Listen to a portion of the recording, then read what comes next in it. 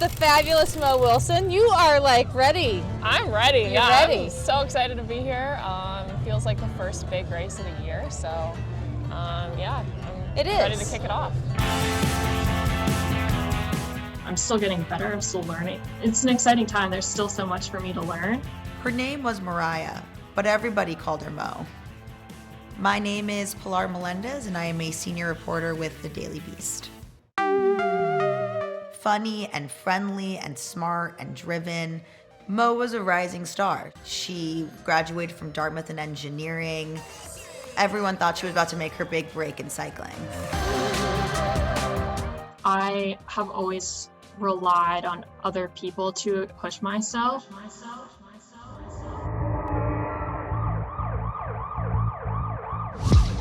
What happened to Mo was a tragedy.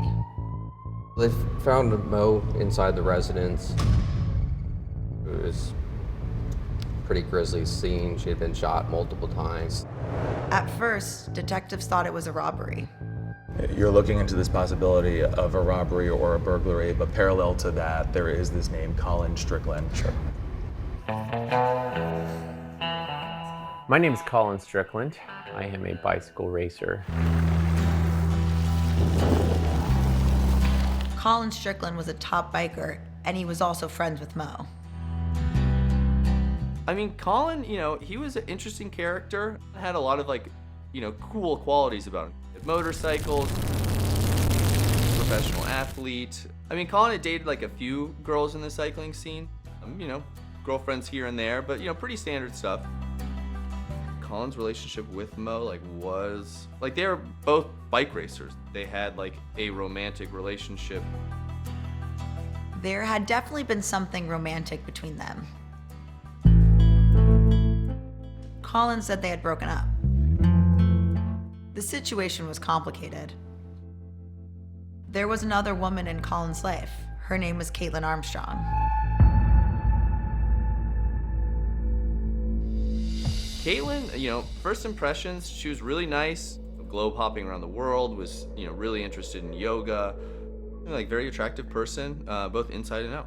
At least the Caitlin I, initially knew. Homicide detectives were very interested in talking to Caitlin Armstrong. He's starting to get this sense that there could be some jealousy to it. She has a gun. A few things like that start to paint a picture of it could definitely be her. We were still trying to figure out, are they gonna have enough information to sit down and scratch out a warrant? At this point, she kind of disappears. No one knows where she is.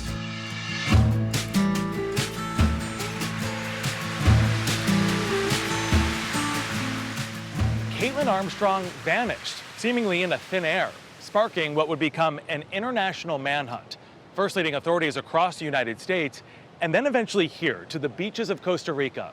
Along the way, she used multiple identities and changed her appearance, even getting plastic surgery.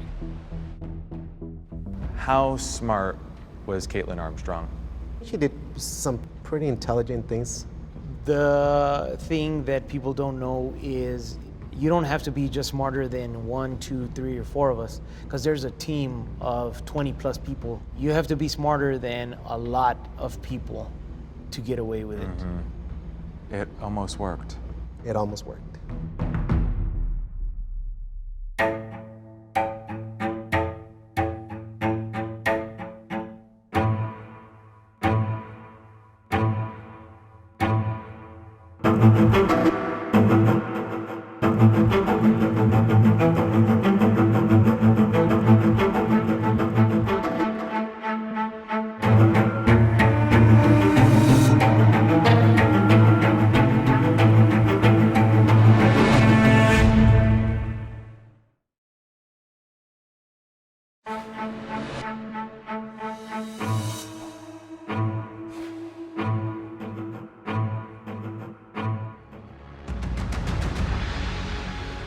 Hello!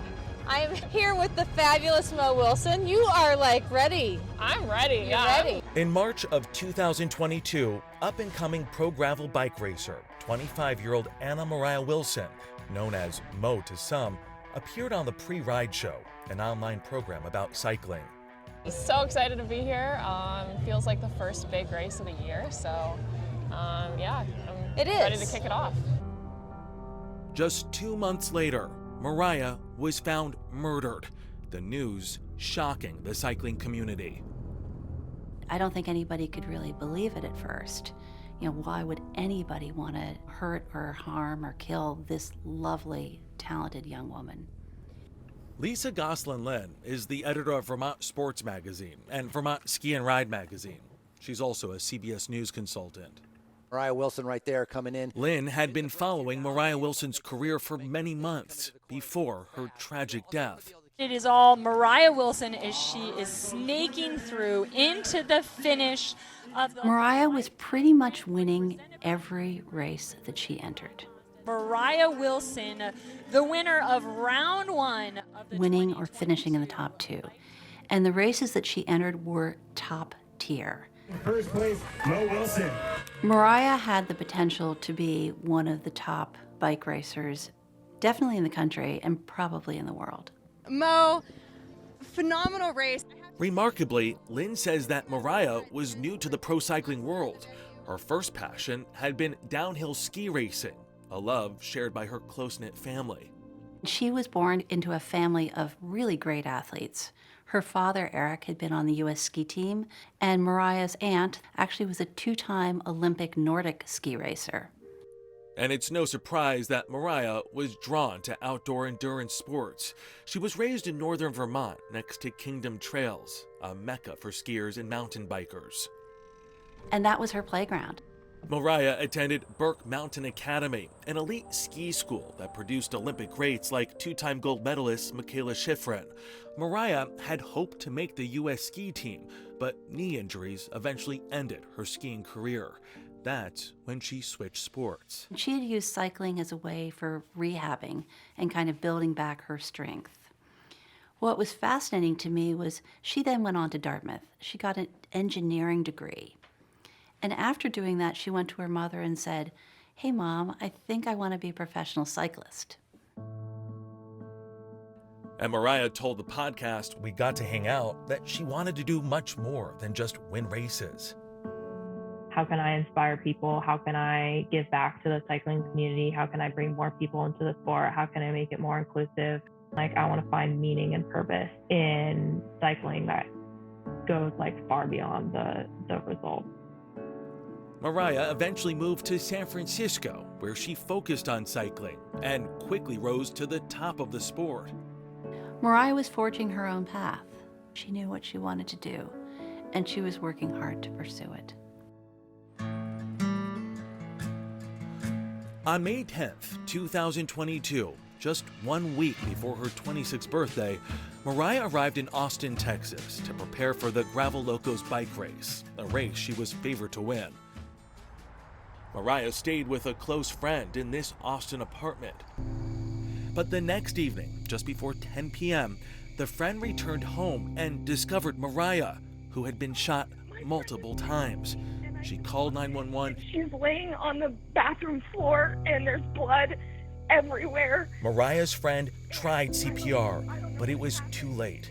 It sounded like started off near the door and went backwards like she was trying to get away or there was some sort of struggle or a chase. Austin police officers Mark McLeod and Jonathan Riley worked the case from the beginning. Whoever shot her at that point stood over top of her and shot her at least once.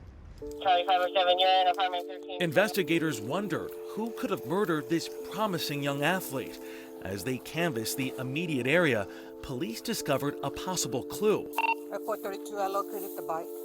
Moriah's expensive racing bicycle had been discarded in the bushes. So at that point, okay, is this a burglary, a robbery gone wrong? But that theory was quickly dismissed because there was no sign of a break-in. Then police learned that just hours before Moriah was found murdered, at around 8:30 p.m., she had been dropped off by another professional bike racer named Colin Strickland. So obviously the focus would be, who's this Colin Strickland? Colin Strickland was a very good gravel racer. He was at the top echelon. Colin Strickland, who was 35, was considered a pioneer in the sport. He had won some of the most prestigious races and was sponsored by the industry's top brands like Red Bull. My name is Colin Strickland. I am a bicycle racer and general entertainer. In 2020, he appeared in an online video called Wahoo Frontiers about his long and successful career. Pretty early on, I looked up to Colin when I was coming up in the scene. Please welcome Chris Tolley.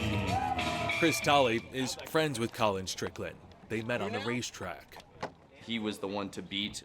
He loved to kind of create a show around bike racing, kind of selling bike racing. He was really passionate about it.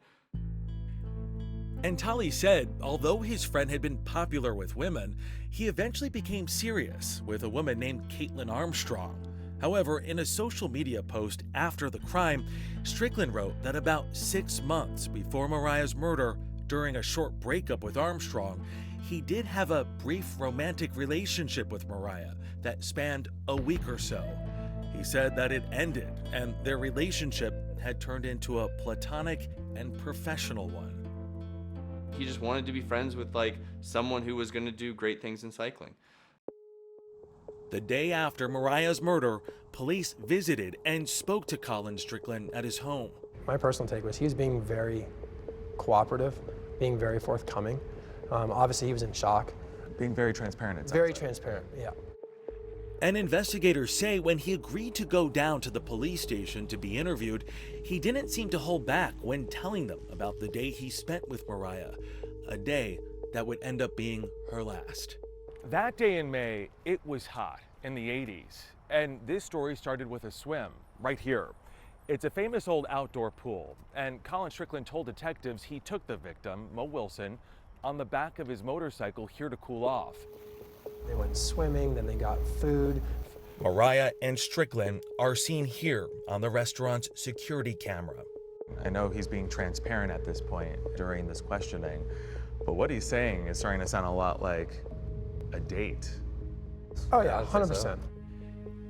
Investigators had a lot of questions, and their prior visit to Strickland's home had raised even more. On the night of Moriah's murder, police discovered an important clue on video from a neighbor's security camera. The video was taken just 1 minute after Moriah was dropped off. There's a video from a Ring doorbell camera that clearly shows a black SUV with a bike rack. Can't see the license plate because of the bike rack on it. So it was obviously we need to focus on this. And a vehicle that fit that description was outside Strickland's house. Who was driving the black Jeep SUV with the bike rack?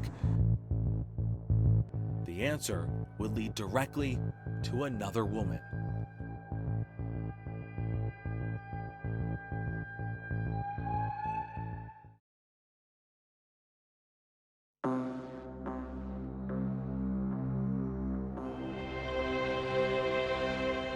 The day after Moriah Wilson's murder, investigators quickly had an answer to who could have been driving that black Jeep that was seen on security cameras shortly before her death.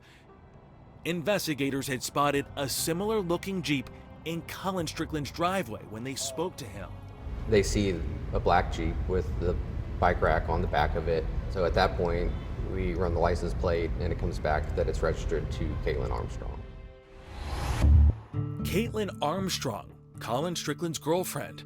Chris Tolley says he knew her very well. We connected pretty early on. Caitlin and I became friends. They were both from the Midwest. So we kind of had a similar upbringing, and so I think that kind of helped us become even better friends. She'd come over to parties I would have. Armstrong had a background in finance and loved yoga. She had a really strong, love for travel. She'd spent time pretty much, globe hopping around the world. Really, kind of interesting person. Armstrong got certified as a yoga instructor in Bali. After she met Colin Strickland in 2019, she also started getting into cycling. He was very willing to kind of show her, what his passions were and how passionate he was for cycling and get her involved with it. And she also became, kind of addicted to cycling along with Colin.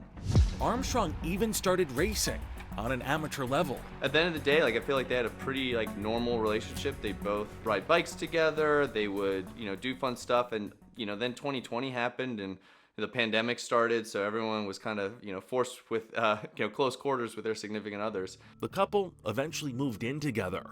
The moment I saw the relationship become more serious is, they talked about that they purchased a house recently together, which I thought, was a pretty big indication that it's a serious relationship. They also started a business together, restoring classic trailers.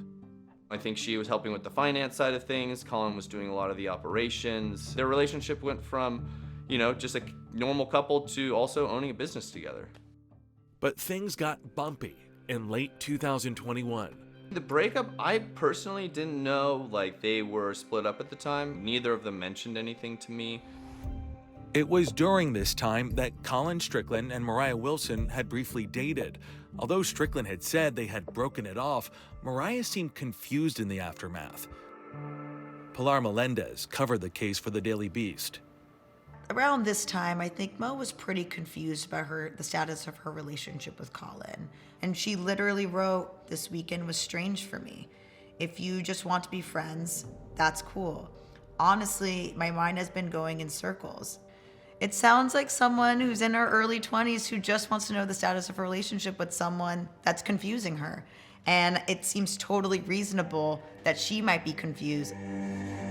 Strickland had a lot to say about his relationship with Caitlin Armstrong. He starts to portray her as being the jealous type, even saying things like, "I can't keep people in my phone, like Mo's not in my phone as Mo." Strickland told investigators he kept Moriah's phone number under an alias in his contacts, and on that evening after he'd been out with Moriah at the pool, he texted Armstrong that he'd been running an errand and that his phone had died. That was not true. Investigators say there were other clues pointing toward Caitlin Armstrong. On the night of the murder, Caitlin Armstrong's phone was not connected to a cell network. Not connected. Correct. So whether she powered it off, whether she put it in airplane mode, there's something happened that her phone was not communicating with any cell phone towers. Do you think this was on purpose? Absolutely. In this day and age, if your phone is off and not connected to a network, you're either the victim of a crime or you're probably committing one. A silent phone speaks louder in some cases than actions. Oh, absolutely.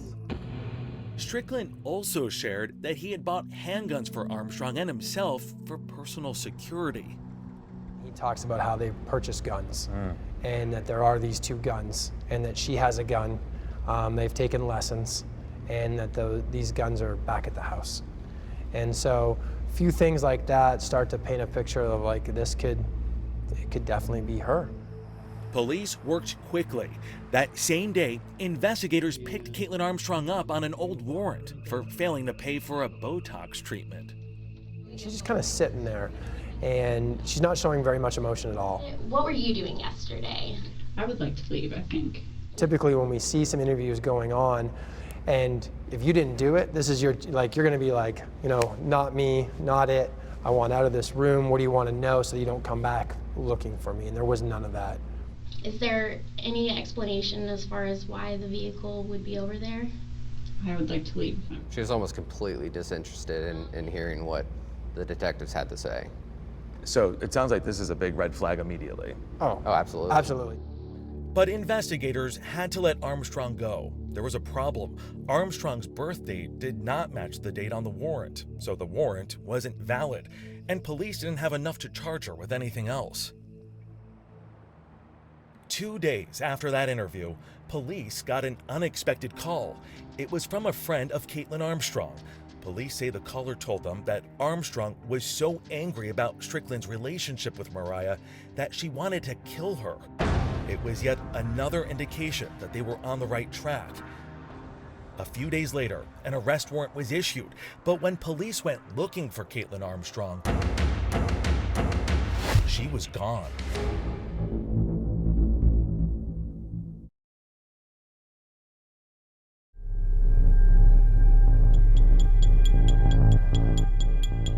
After Caitlin Armstrong vanished, U.S. Marshals got the job of tracking her down. Plain and simply, the Marshals are manhunters. Chris Godsick, hosts and produces a podcast with the U.S. Marshals Service. I'm Chris Gotzik, and this is Chasing Evil.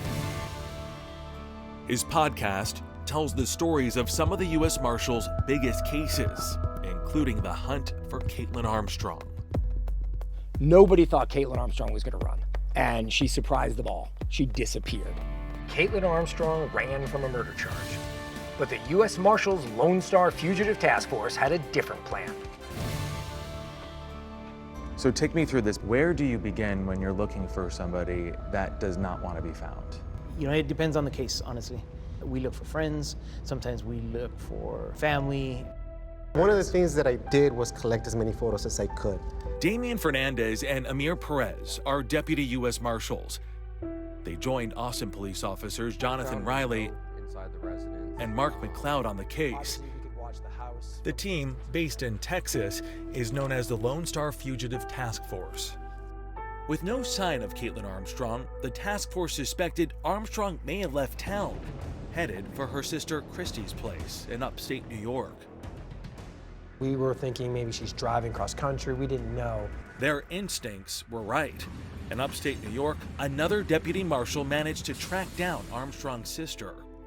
What did the sister say? The sister ultimately said that her sister had come to visit her, had stayed with her a couple of days, but that she had dropped her off at the airport in Newark. And last she heard, she was gonna board a flight back to Austin, but then called her back later and said that she decided that she was gonna drive back. Which made absolute no sense to any of us, that you would just drive back. When the task force checked outbound flights at Newark Airport, no reservations had been made in Caitlin Armstrong's name. We never got a hit on Caitlin Armstrong's passport. But the team had a hunch, because Christy told the deputy marshal in New York that she didn't know where her passport was. So they checked with their contact at Homeland Security. And within minutes of reaching out to him, he got back to me and he's like, yeah, we're showing Christy Armstrong traveled out of Newark, New Jersey International Airport on a one-way flight to Costa Rica. You knew it. And I said, there's no way that the sister left and we're looking for her and we can't find Caitlin. No, that's Caitlin. The marshals suspected that Caitlin Armstrong had used her sister's passport to flee. Christy Armstrong later emphasized to authorities she did not give her sister the passport. She has never been charged with any crime related to this case.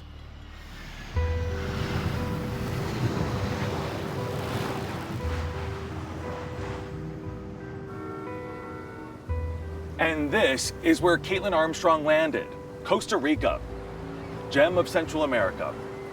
Home to mountains, tropical rainforests, and white sand beaches, as far as the eye can see. But she didn't spend much time here in San Jose. Shortly after arriving, Caitlin Armstrong disappeared again, and she had a huge lead on the U.S. Marshals. Marshals Amir Perez and Damian Fernandez arrived in Costa Rica a month after Armstrong. This is you guys now on the hunt. How intense is it once you touch down in Costa Rica? What happens? You're on a timeline. I hear timeline and I hear the pressure's on. Pressure's on. Absolutely. I know we were sitting in the plane and we're talking, what's the game plan? Although they would have help from the Costa Rican authorities and U.S. State Department officers on the ground, they knew finding Armstrong was going to be a big challenge. We had other intelligence indicating that she was staying in hostels in Costa Rica. And I don't know if you know anything about Costa Rica, but Costa Rica has a lot of hostels. A lot. An unbelievable amount of hostels. The Marshals wouldn't tell us exactly how their intelligence gathering worked, but their team back in the States had managed to track down the phone number for an American businessman they believed had connected with Caitlin Armstrong at some point. We didn't know what city he was in, so we decided, hey, let's just cold call him. So we call him, and we're on the conference room, and he answers, and we're like, hey, it's the U.S. Marshals. My name's Mark, and he goes, I don't want any click. Just hangs up like it's a telemarketer. Yeah, telemarketer. Or a scam call. Yeah. After 3 or 4 call attempts, the businessman finally stayed on the line to answer the Marshals' questions. And we actually ended up sending a picture of Caitlin while we're on the phone with him. He looks at it and he goes, yes, but she doesn't look like that and she's not using that name. And did he tell you her new name? He did. It was Beth. This is Beth. Going by Beth. And the businessman said Armstrong no longer looked like this. She had cut her hair and changed its color. He went to It was brown hair instead of red. Yeah, brown she hair. dyed her hair. The businessman told the marshals he had no idea that the woman who called herself Beth was actually Caitlin Armstrong, but he did tell them where they might find her. He's like, well, I met her at a yoga studio in Hako.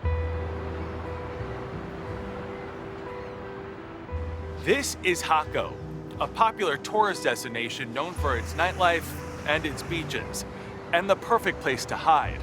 It was the marshals' first real tip, so they rushed out here. They canvassed the area, combed through hours of surveillance video, but could not find a single sign of Caitlin Armstrong anywhere. It was a bust. But the marshals have one more solid lead, and that takes them to a beautiful, touristy beach town, a one-street town called Santa Teresa.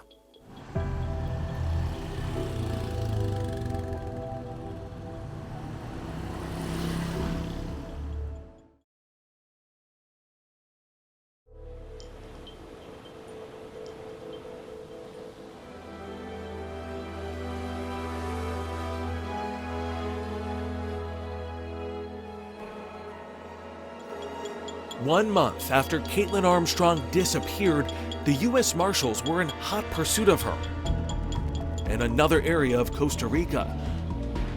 A source had suggested she might have gone to a small village on the Pacific coast. The marshals took a ferry like this one to reach a remote peninsula. Once there, they drove by car through those mountains to the tiny town of Santa Teresa. But when they finally arrived, they ran into an unexpected problem. Get to Santa Teresa.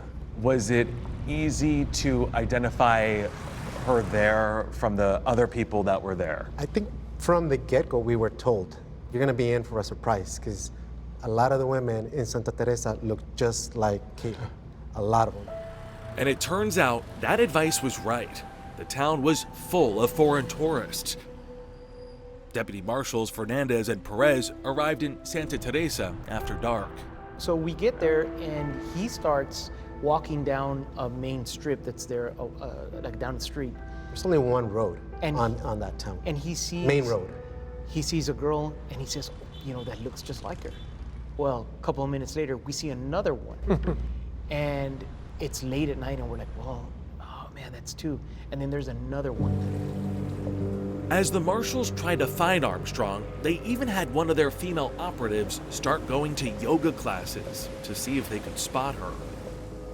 She actually did 3 different classes for us. And they tapped into local contacts. Oh yeah, we made friends with people there that would send us pictures. Oh look, I think I saw her at this restaurant yesterday and she's in the background of a photo that I took. Stuff like that. In fact, people had seen Caitlin Armstrong at local spots in Santa Teresa, but they didn't realize who she was. Armstrong was hiding in plain sight, using different names. She had like multiple names. Yeah, she came in. Beth? It wasn't Beth. Ari. Ari, right. So she came in as Ari. Greg Haber is an American from the New York area who owns a restaurant called Cook's Smokehouse and Bar here in Santa Teresa. Ari. What did Ari look like? Did she stand out to you? Pretty, came in, introduced herself as a yoga teacher, which is basically anybody else down here.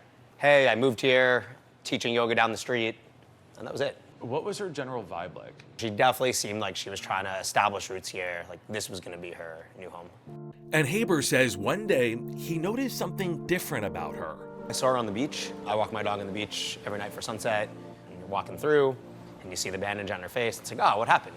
She's like, oh, surfboard hit me in the face. It's like, well, happens to everybody, right? At least once. So you wouldn't even question that story here. Like, you see people all the time. Turns out that bandage would later prove to be an important part of this story, and one of the reasons the marshals say Armstrong was so hard to find. So you're this close to giving up? Yes. Yeah, we go back. Finally, they decided on one last tactic. They turned to a local Facebook page. We decided we were going to put an ad out for a yoga instructor and see what would happen. So this is the equivalent of Craigslist. Yes, correct. Right. Pretty much. And A little bit more lively, but yes. And just saying, hey, we're this hostel. We're looking for a yoga instructor the soonest possible. Please contact us at this number. But after almost a week of hunting, even that didn't seem to be working. Sunday, we decided we haven't gotten any response back from Nothing. anything. We're burned. So Sunday, we're like, okay, we're done. None of them have panned out. So We're going back to San Jose. Now back in San Jose, the marshals were getting ready to head home when suddenly We got a bite. Somebody that identified herself as a yoga instructor and said that wanted to meet with us at a particular hostel, and we said this is our chance. Deputy Marshals Perez and Fernandez rushed back to Santa Teresa just ahead of a tropical storm. Carlos Solano, soy teniente de la Policía Turística. Tourism Police Lieutenant Juan Carlos Solanos' team helped the marshals in their search for Caitlin Armstrong. They did surveillance on a hostel called Don John's, where the yoga instructor, the one who answered the online ad, was believed to be. So there is this massive international manhunt, and of all places in the world, it ends in this very discreet hostel. Sí, aquí se ubicó, ella estaba hospedada acá, en este lugar acá. It was now time for the marshals to make their move. So I walked up and I got in. They decided that Deputy Marshal Perez would approach the woman alone. They didn't want to scare her off. He would pretend to be a tourist and try to get a really good look at her face. And I saw two individuals sitting there at a table off to the left as soon as I walked in. He says one was a woman. She looked like Caitlin, but not 100%. So I thought, well, how can I approach her or get close enough where I start asking questions where she doesn't suspect something? So I decided that I was going to speak to her in Spanish. So I spoke to her in nothing but Spanish. So you're communicating, she goes to use her phone for Google Translate, and then... So I got a little closer because I saw that she was trying to get to Google Translate on her phone, and she'd raise it up to me, and I got even closer. And I noticed that she had a bandage on her nose, and possibly her lips were swollen. And I saw her eyes. The eyes are the exact same ones that I saw in the picture. And this is her 100%. he gets in the car and he's like, that's her. She's in there. Local police moved in to make the actual arrest. And soon, the marshals discovered why Armstrong had been so hard to find. She had been getting plastic surgery when they first arrived in Santa Teresa. At the hostel, they found a receipt. The receipt for surgery. Plastic surgery. Plastic surgery. In these side-by-side photos, you can see that Armstrong changed the shape of her nose. The deputy marshal said their female operative, the woman they sent to yoga classes to try to find Armstrong, told them Armstrong's new look would have tricked her. And she told me, I think if I would have run into her at the yoga studio, I don't think I would have recognized her. Wow. It almost worked. It almost worked. The marshals took Armstrong back to Texas, where she was charged and held in jail. But just weeks before she was due to stand trial for the murder of Moriah Wilson, Caitlin Armstrong escaped again. What do you make of the investigators' undercover operation? Chat now with the 48 Hours team on Facebook and X.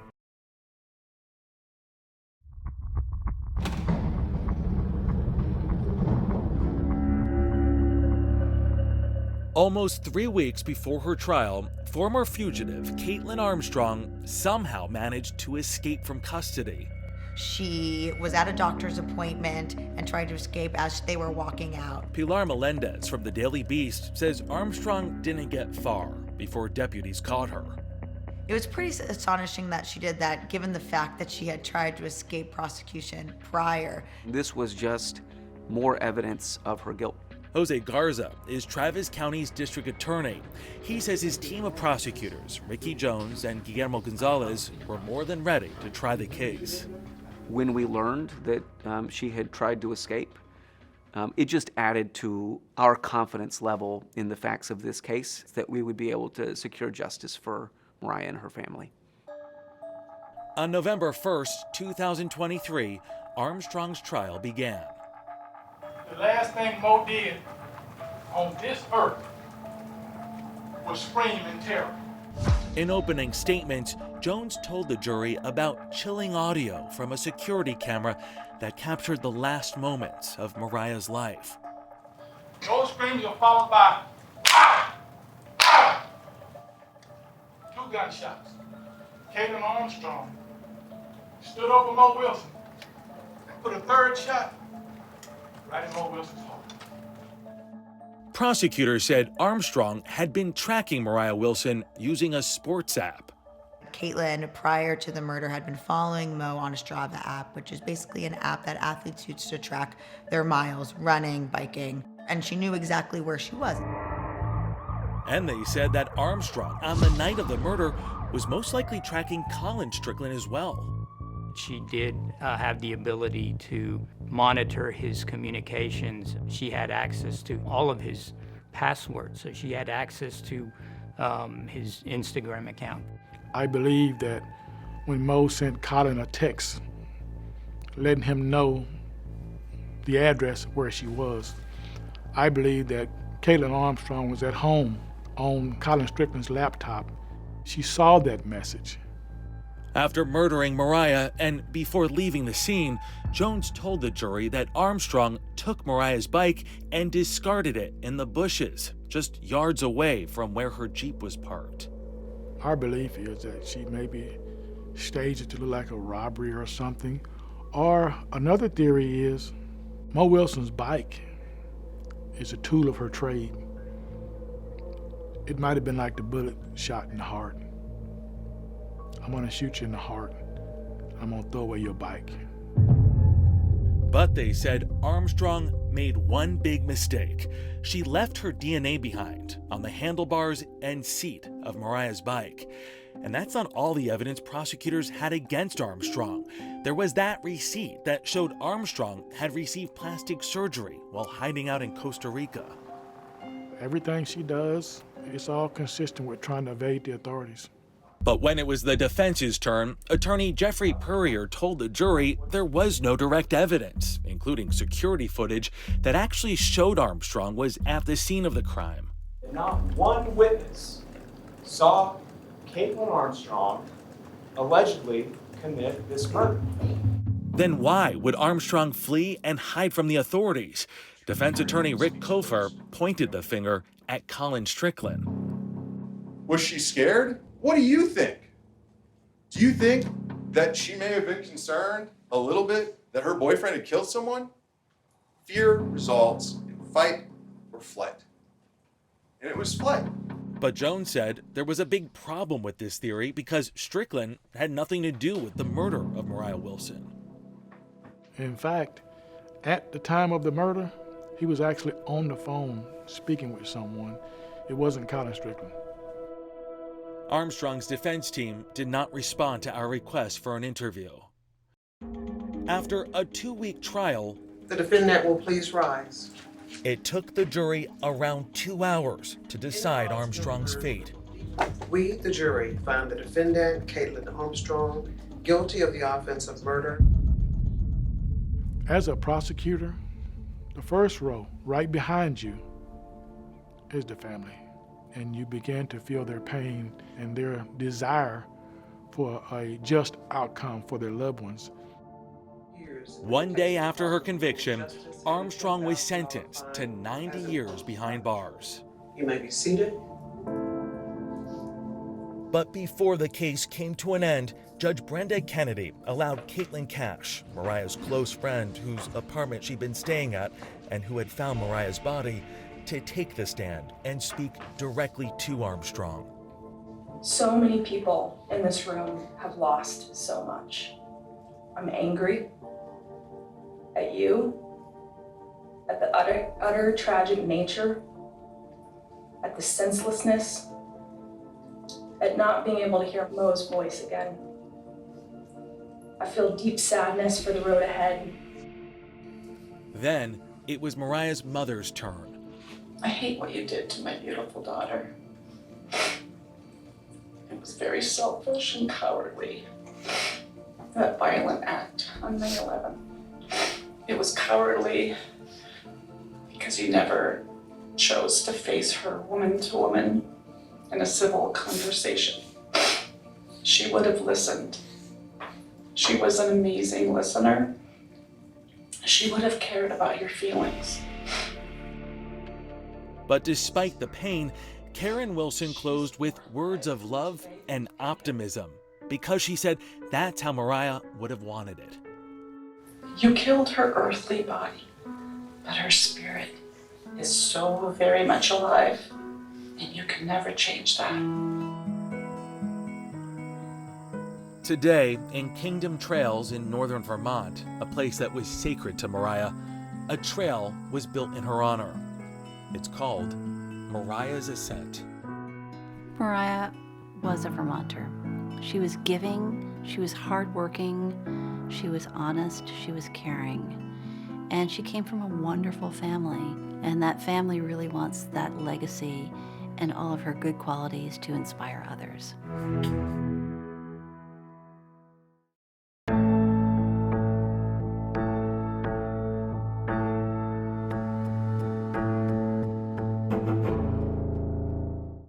A good family man disappears. I knew something bad was happening to him. I felt it. Then a high-speed chase reveals clues. It was like the scene out of a movie. And a powerful motive, revenge. I had no idea the type of evil we were dealing with. 48 Hours, Saturday on CBS, streaming on Paramount+.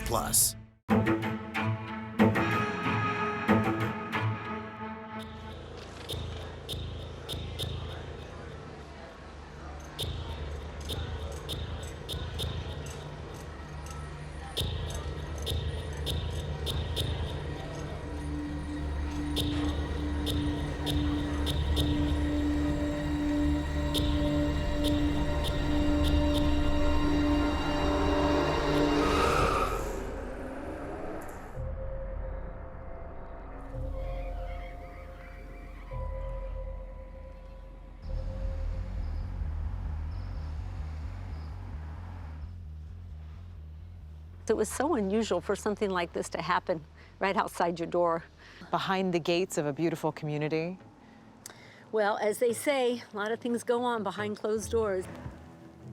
The Chadwicks lived a very suburban life. Peter was very quiet, very soft-spoken. QC, she was bubbly and vivacious. When you say bubbly and vivacious, did she have a sense of humor? She was very funny, yes. And so smart and talented, she could do anything. Our kids started the same school as her children. They were all friends. QC, she came from Malaysia, not speaking English, and she met Peter in school, she told us. Peter would work out of the home, managing the family investments. You know, they lived well. So from the outside, did it seem like the Chadwicks had this idyllic life? Yes, from the outside, it definitely seemed that way.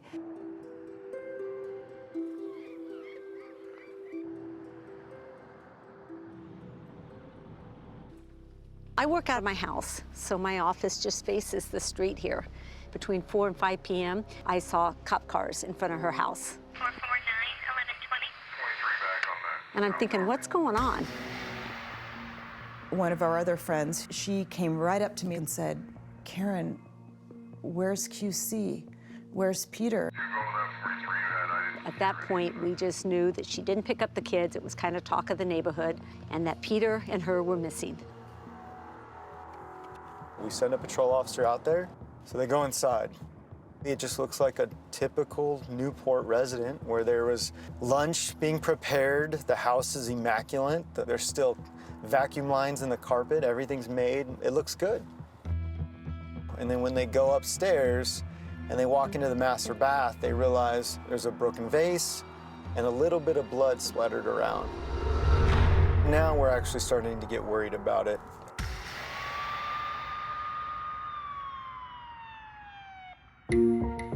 Investigators quickly identified Peter as a primary suspect in his wife's disappearance. Chadwick was arrested, but made bail, and then he just disappeared. In January 2015, Peter Chadwick becomes a fugitive from justice. The search intensifies for a millionaire fugitive accused of murdering his wife and skipping bail. We had no idea this manhunt was going to become the logistical monster that it has. I mean, this manhunt has really expanded the entire globe. But now that manhunt is over. Peter Chadwick's life on the run ended, and we'll tell you how law enforcement got their man.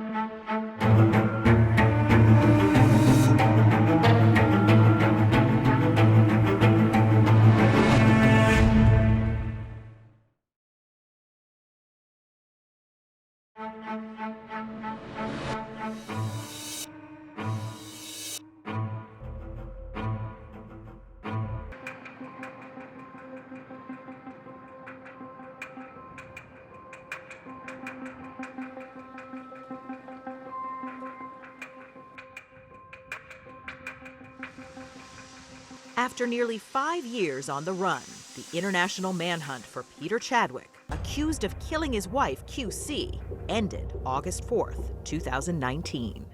We're pleased to announce that Peter Gregory Chadwick was located in Mexico on Sunday night.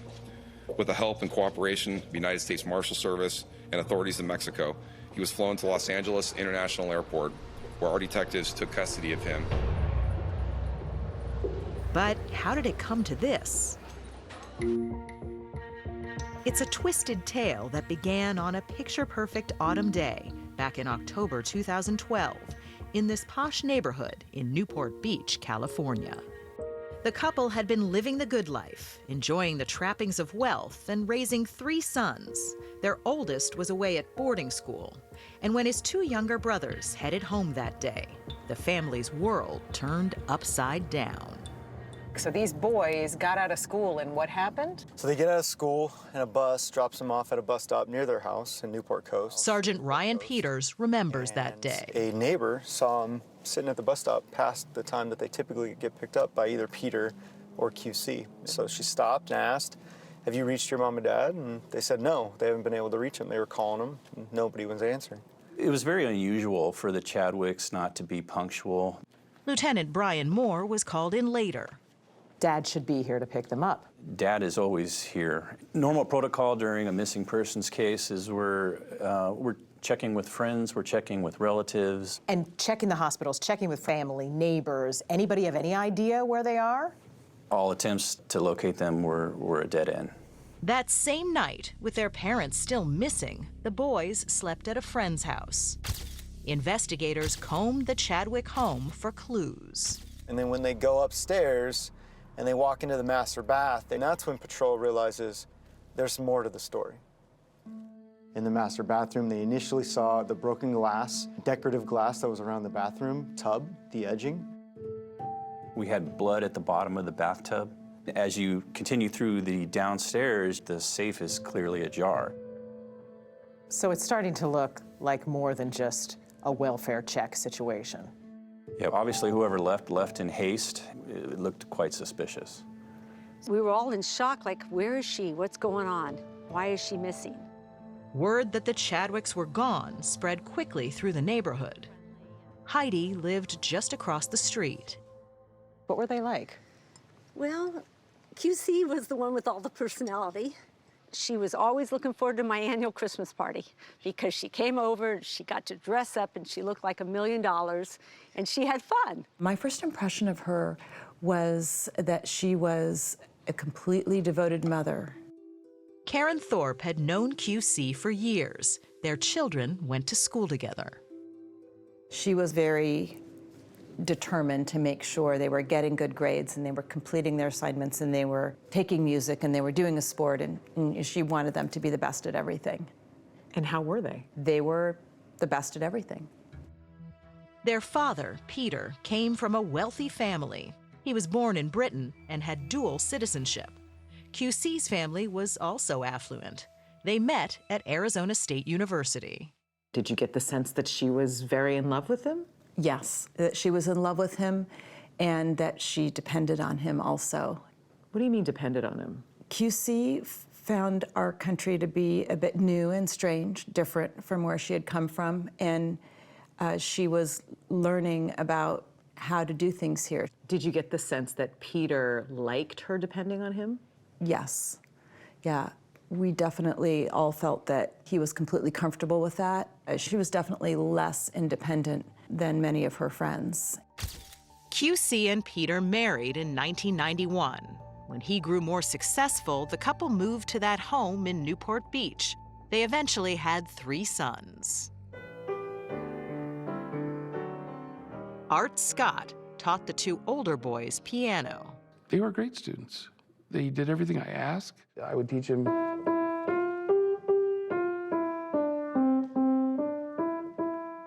Then after a few months, after he got more advanced, I would teach him. And it would expand beyond that as he got committed and did more work. They're very bright kids. I really enjoy being in their home. She always had a beverage for me and something to eat every single time. And that doesn't happen, every day and for all the clients that I see. And so she's very congenial, very much making me feel warm in her house. And what was Peter like? He almost seemed painfully shy when we first met him.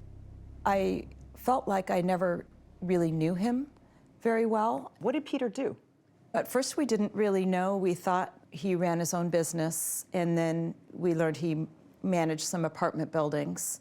Was Peter kind of a mystery? Yes, Peter was a mystery.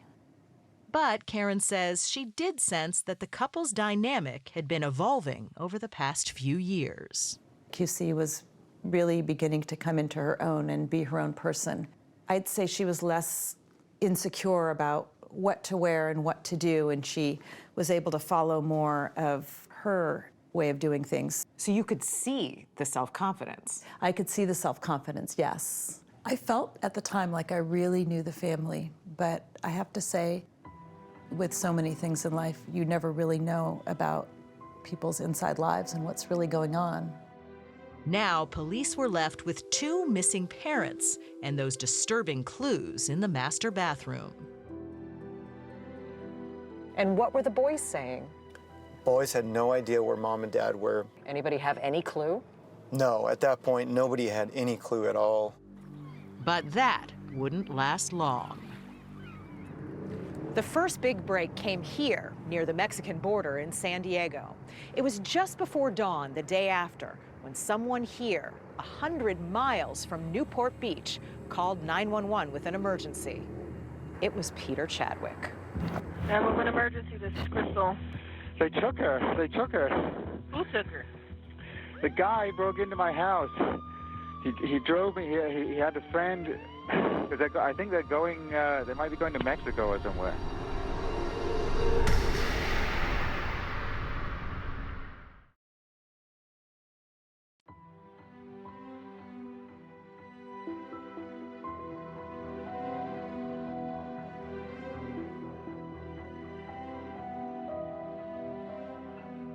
In these surveillance pictures taken at a gas station near the Mexican border, you can see Peter Chadwick. He's about to make that 911 call.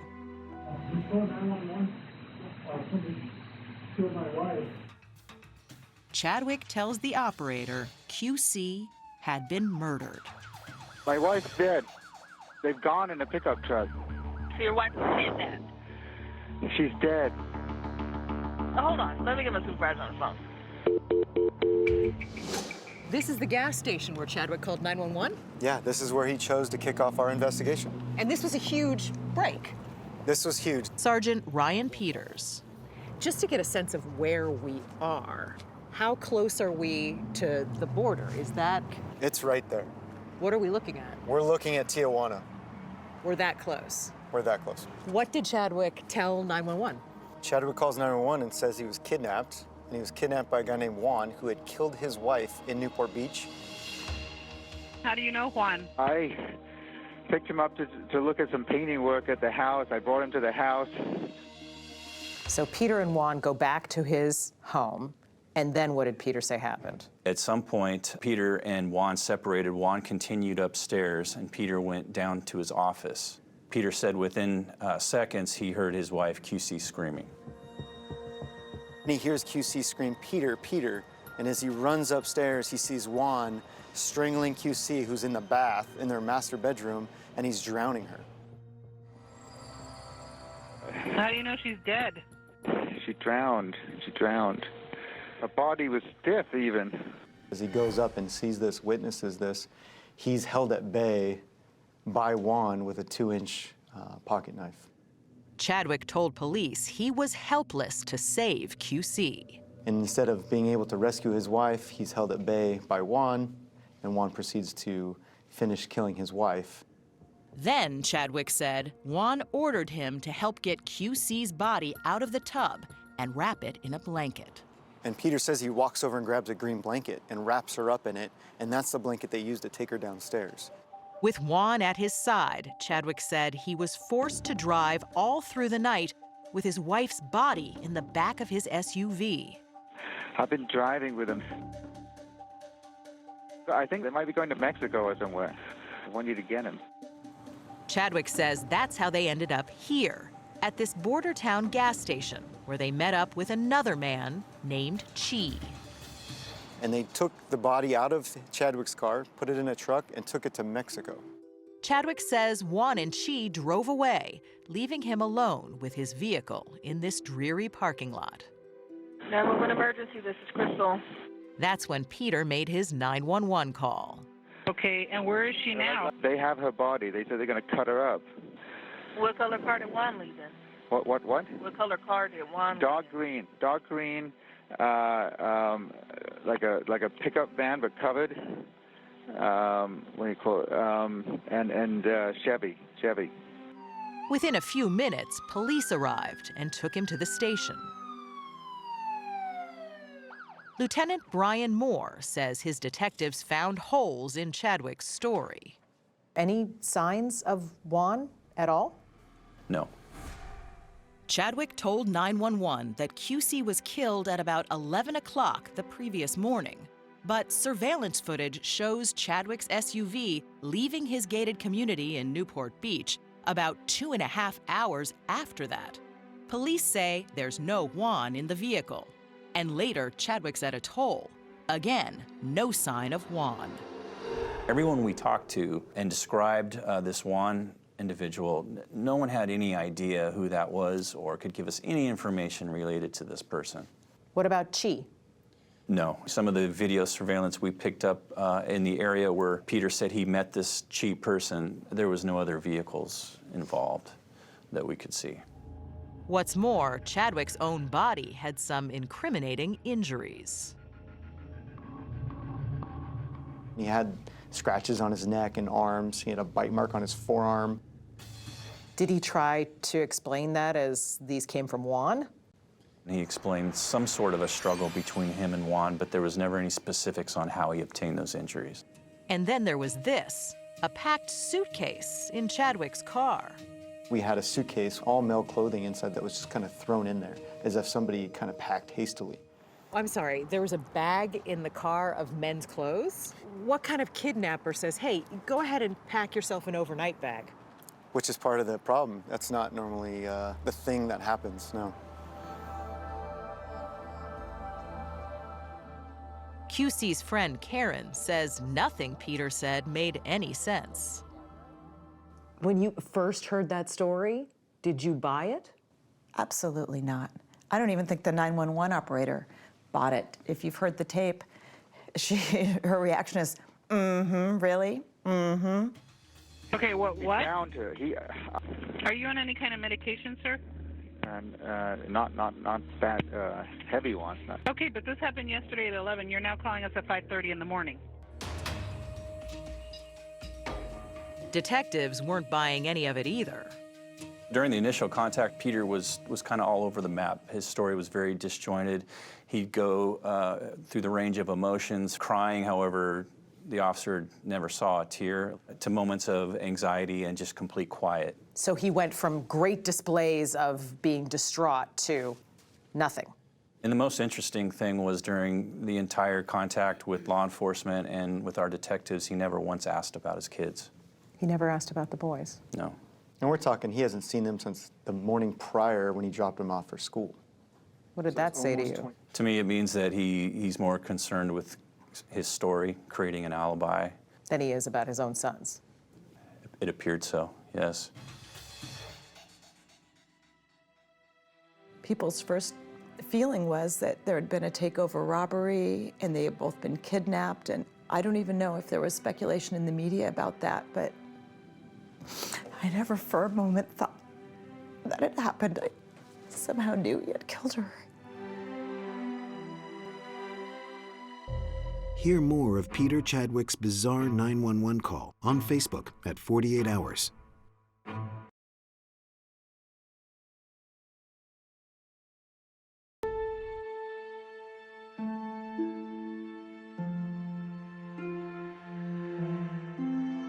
I remember calling and I said, he's killed her, hasn't he? I can't tell you why I knew. My friend said, are you okay? Are you at work? And I said, I am, but I'm going home now. On October 11th, 2012, just 6 hours after that 911 call, Peter Chadwick was arrested for murder. He wasn't defensive, angry, sad, emotional in any way, as if somebody that was being placed under arrest that was innocent would have acted. Almost like he wasn't surprised that we were putting handcuffs on him. Chadwick quickly lawyered up and stopped talking to detectives. The community was shocked. Just unthinkable that he would do that, that someone would do that, that she would be gone. Karen Thorpe could only guess what led to her friend's murder. I think over time, knowing QC, it seemed that she wanted to become more independent and she would start doing more things for herself. And I wondered then if maybe some of her reservations and insecurity were because of Peter. Why do you think she didn't confide in you? I think she was very proud, and I think everyone was shocked. Brian Moore believes QC had uncovered a dark side of her husband. Probably the most telling things that we discovered was a handwritten piece of paper that had Peter's computer search history on it. It looked like it was written out by QC. And what did that say? How to torture, Chinese sex massage, abortion costs in Orange County. These were all in his search history? Yes. So as we dug into it further, we started to get the real account that there was some turmoil in their marriage. There was some talk of divorce. He visited prostitutes? Based on his search history, we have to assume so. This isn't that happy Newport Beach family that it appeared to be from the outside. Absolutely not. In court, Peter Chadwick pleaded not guilty.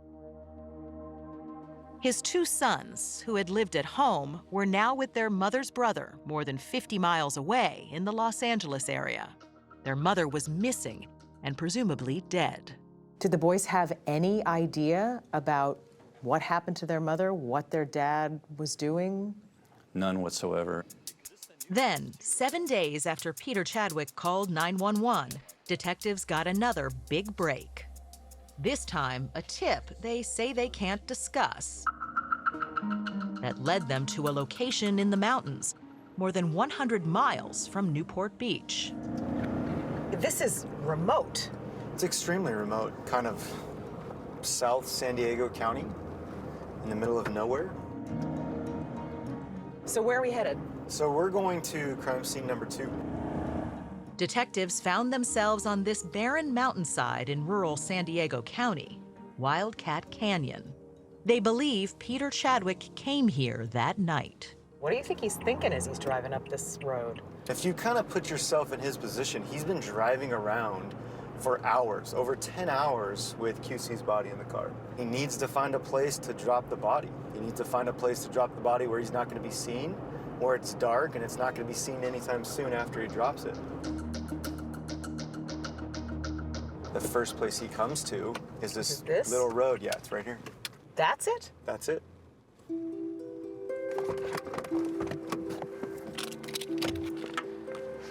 So this is where he stopped. We were not sure if we were ever going to find her. The chances were slim to none. When we lifted it up, it was full. So what did you see? We started finding QC's items. We found nice bags. We found a really nice purse. So we set those aside. When we opened up the bag, that's when we found QC's ID, her permanent residency card, $10,000 cash. And all of this stuff is the stuff that he described Juan taking with QC's body into Mexico. And wrapped in that green blanket, QC's body. It was a huge break for us. The dumpster was scheduled to be picked up the Thursday morning, which was the next morning after we believe Peter disposed of QC's body. The issue with that was there was some kind of billing dispute. So they were supposed to pick up the dumpster, but they didn't. Once detectives finally found QC, the medical examiner was able to determine how she died. There was a pretty violent struggle, which resulted in strangulation and possible drowning. As the state built its case against Peter Chadwick, he sat in jail. That is, for 2 months, until December, when bail was set at $1 million. No sweat for the multi-millionaire businessman. I heard he got out on bail, and I remember being absolutely infuriated and disgusted, and he should not be out on bail. Prosecutor Matt Murphy says the court really had no choice. Chadwick was entitled to bail. We had a guy that had no criminal background. He had roots in the community. Chadwick also had that multi-million-dollar home and 3 sons, and he surrendered his U.S. and U.K. passports. We can keep him on a short leash. We can keep him, engaged in the process. We can keep eyes on him. Peter came back and got her van, which was really creepy. He returned to get her van because his car was impounded. So he drove off with her van, and I was just happened to be out in the street, and he gave me a nod, and I'm just like turned my head in disgust. Even before Chadwick could face trial, Karen's mind was made up. He was shameless. Talk about chutzpah. He sent out an email inviting people to a 100-day vigil, candlelight vigil, at the home where he murdered her. How can you kill your wife, throw her in a dumpster, and hold a candlelight vigil at the home where you killed her? 2 years passed. Chadwick moved into his father's home in Santa Barbara, a swanky town up the coast. All 3 sons ended up in boarding school. How solid did you think your case was as you headed for trial? Extremely solid. I mean, with all the circumstantial evidence, the body, the injuries, and the lack of plausibility on behalf of Peter's story. So overall, we thought we had this thing wrapped up. So as you're looking down the road, you were thinking Peter Chadwick is going to end up where? In prison. But Peter Chadwick had other plans. Breaking news to tell you about an accused murderer on the run from California.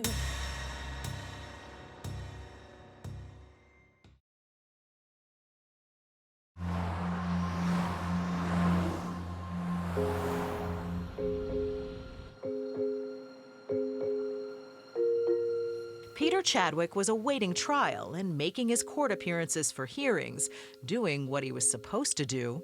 Until he wasn't anymore. Yeah, we got word from his attorney that said, I don't know where he is. After 2 years out on bail, Peter Chadwick disappeared.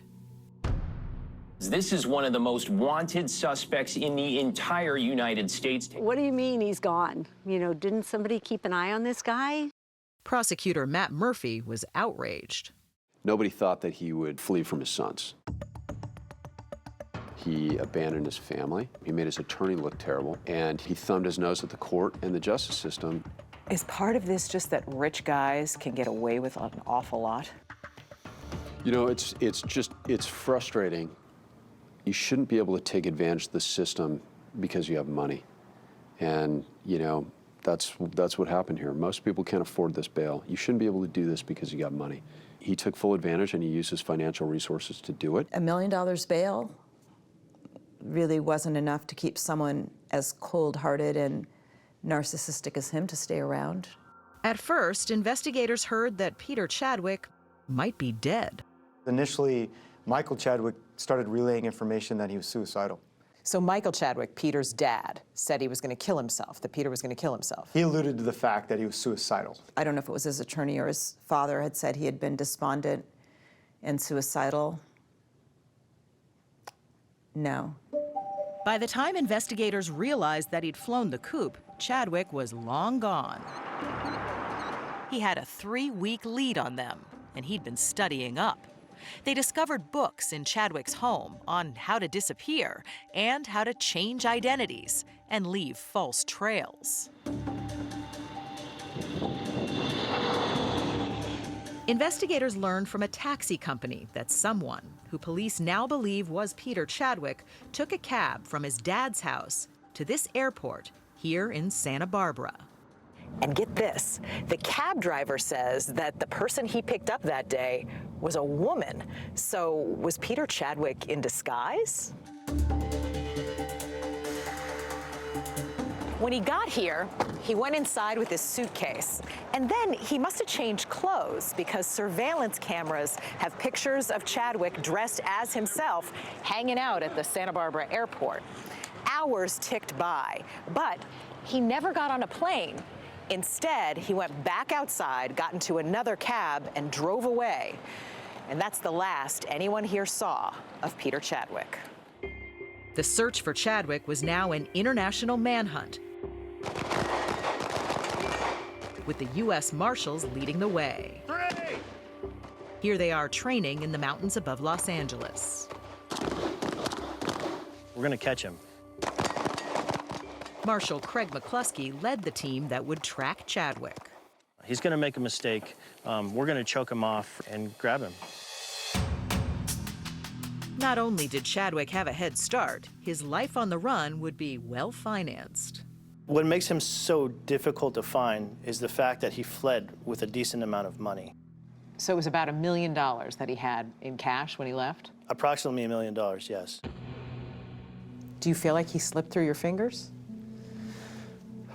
Yeah, I honestly wish we could have wrapped this case up a lot sooner. He got the better of us at this point.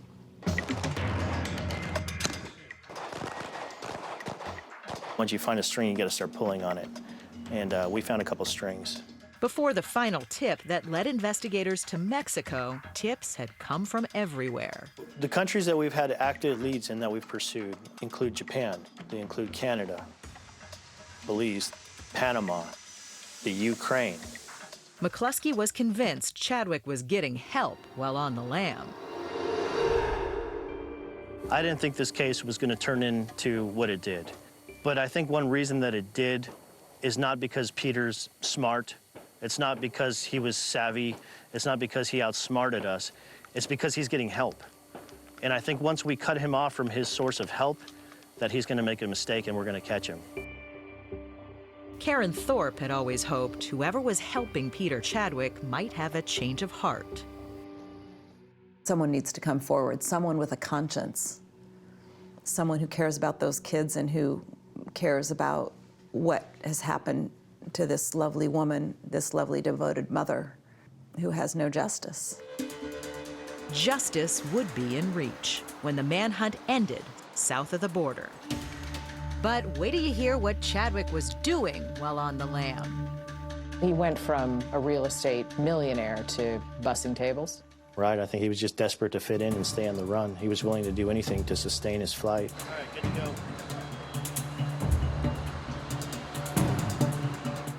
Learn more about Peter Chadwick's life on the run in Mexico at 48hours.com.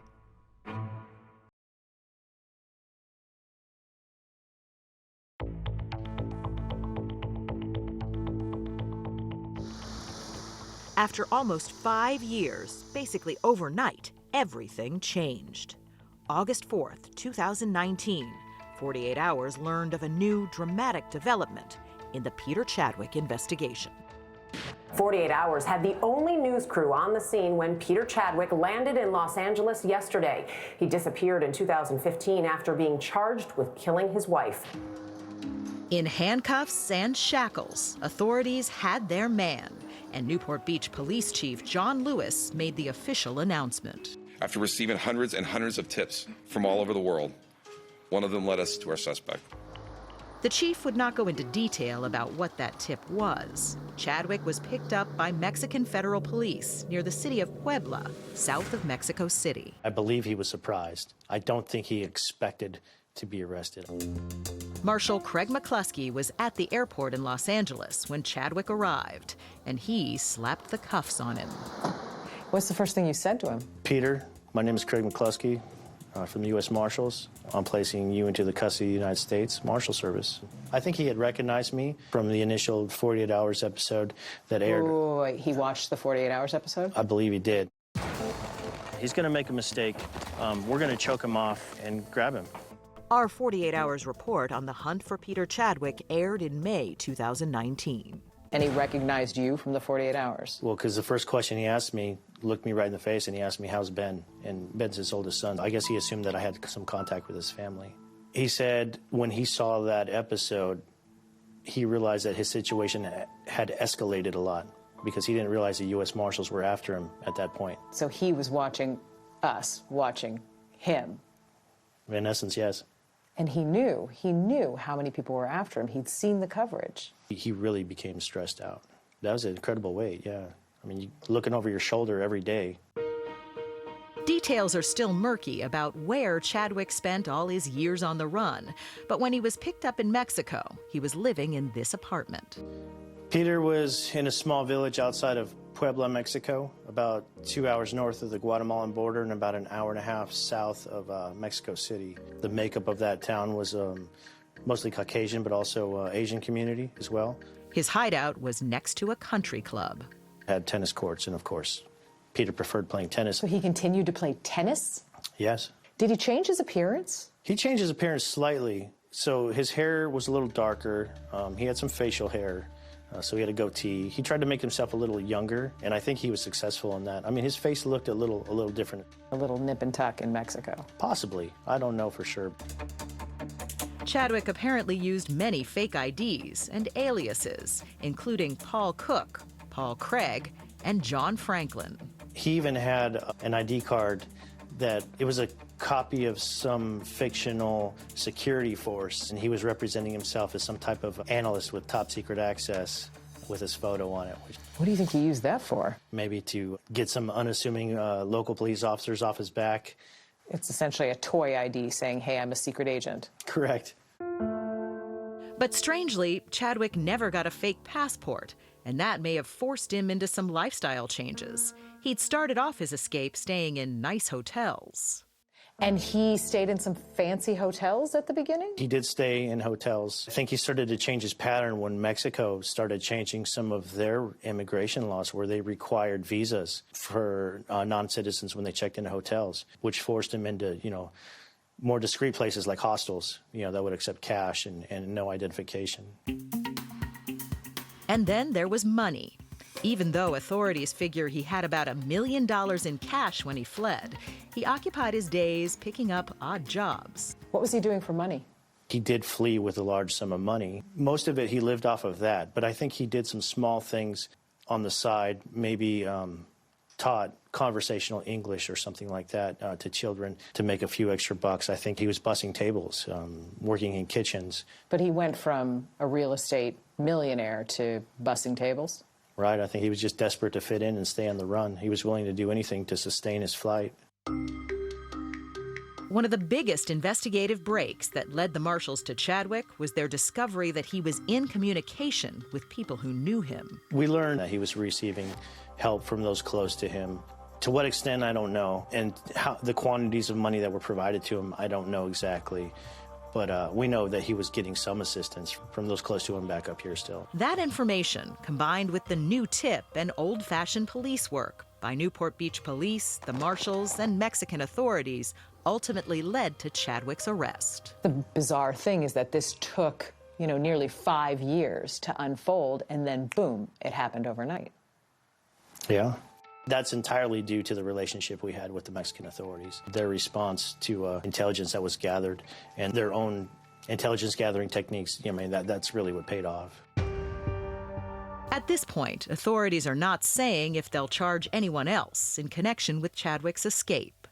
Meantime, they're savoring their victory. Chief Lewis says he always knew Chadwick's days were numbered. Did you ever for a moment think he's gone forever?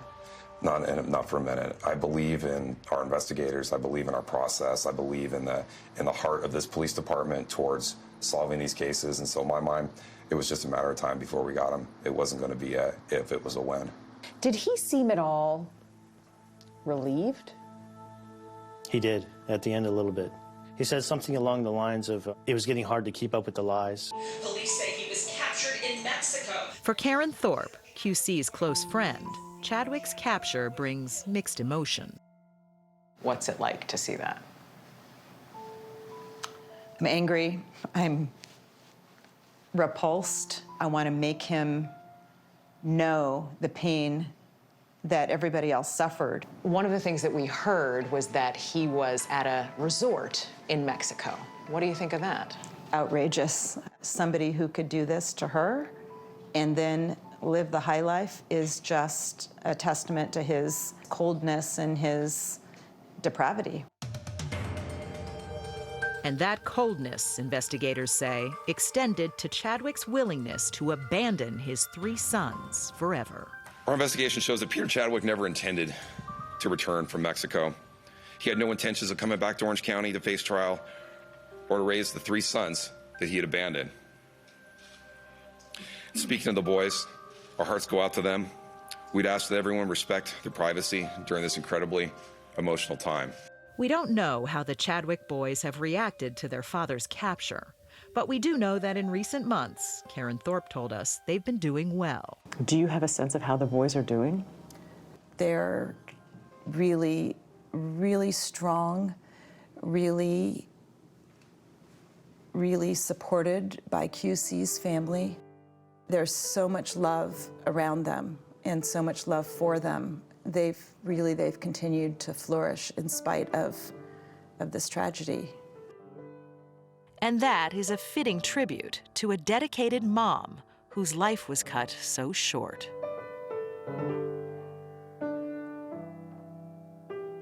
We lost in QC a mother who cared for her children deeply and who loved life and loved vibrancy and loved to give her children all that she possibly could.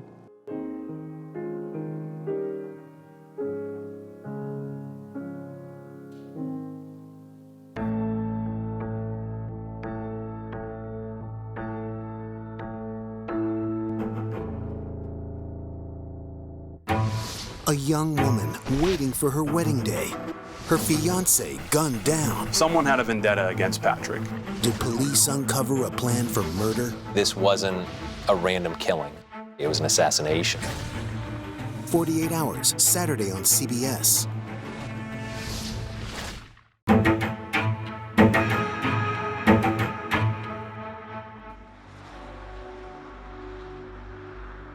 The Binghamton area, Broome County, has 200,000 people. We have our share of major crimes and 5 or 6 homicides a year. I've represented many families at the DA's office of victims of crime. I promise them that I will work as hard as I can to do everything that I can to get justice. Who was Haley Anderson? How would you describe her? Haley, is a typical college student. Everyone needs to try on my glasses. By everybody's account, a very sweet, fun, energetic person. Oh, you look so cute! I mostly remember her laugh. And just her presence. Look who I found! She was always the one who was the most sensitive and supportive friend ever. As a mother, I know what it's like to have your child go off to college. Yeah. I mean, it was sad, and we dropped her off, and obviously, I cried. In college, you go through so many different changes. You're away from your family, you're learning who you are as an adult, and you make mistakes. A guy that you meet in a class could be so different outside.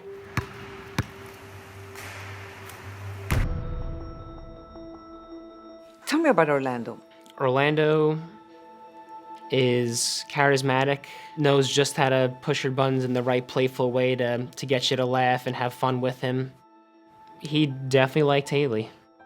I'd say they were a good match just because they both were very good at having fun and kind of lifes of the party. They both were very good at being social, having friends. They were both compassionate, understanding people. Haley and her roommates were spending some time together, drinking a little wine, playing some board games, and just kind of enjoying an evening. Stayed up pretty late. And when you woke up the next morning, did you look for Haley? Yeah, I texted her that morning. She didn't answer. I figured she was still asleep. She loves sleeping. Nobody really saw or heard from her the entire day. There were several attempts to contact her by phone, and she didn't return those calls, which they thought was peculiar, but it really didn't seem to be an issue. We weren't super worried at that point because, Haley's a big girl. We don't need to keep tabs on her. She had told me that she was going to come watch me read poetry at poetry night that Thursday. And then she didn't show up. And we were all calling her, and she didn't answer. It was the next morning. We just were like, this doesn't make sense. When did you find out that both Haley and Orlando were missing? Friday, March 9th. The first thing I thought was maybe they had eloped. The police received 2 calls within the hour. And the first call was from Orlando Tercero's sister. And she asked them to go check on the welfare of Orlando. A patrol officer came here. At that point in time, there was no answer at the door, and the vehicle that we believed him to be operating was not present. One of my roommates was just like, I've located her phone on Find My Friends, and it says it's at Orlando's house. Why did you decide to climb in the window? Because we were knocking on all the doors and no one was answering. Did you fear what you could find when you would go into the apartment? I was definitely afraid of what I would find.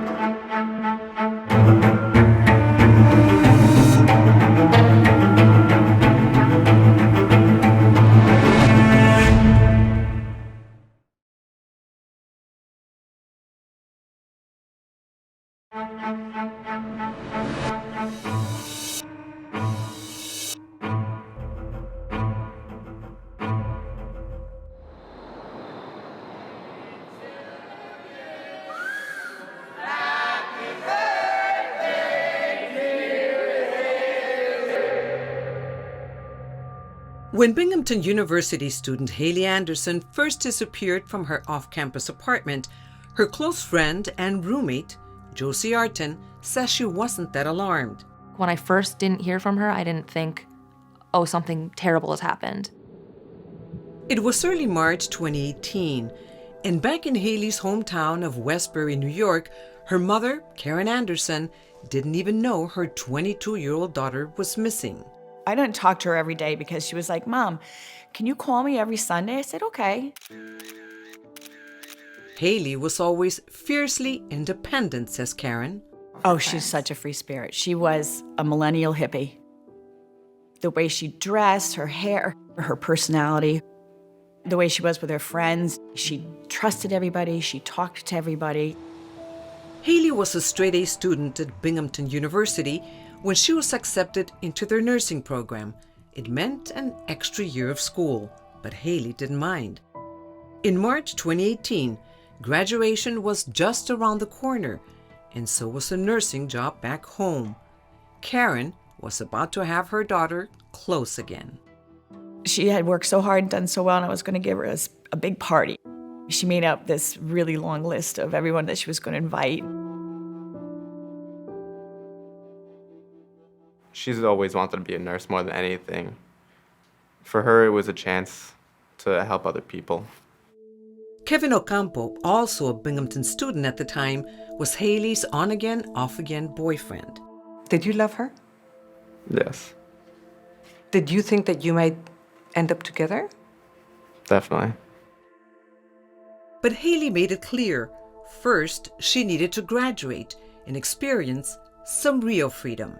She always wanted to move to California, get a hippie van, be out on the road kinda, and like freelance and work as a nurse.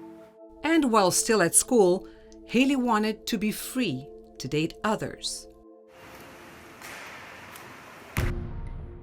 Orlando Tercero was born in Miami and grew up in Nicaragua.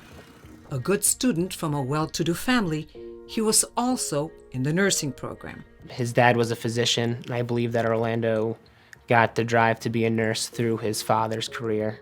Jesse Buap, a nursing student himself, was one of Orlando's roommates and best friends. He liked to work hard in school during the weekdays. On the weekends, he liked to go out, have a few drinks, meet up with some friends. Always liked to dance, also kind of similar to Haley in that sense.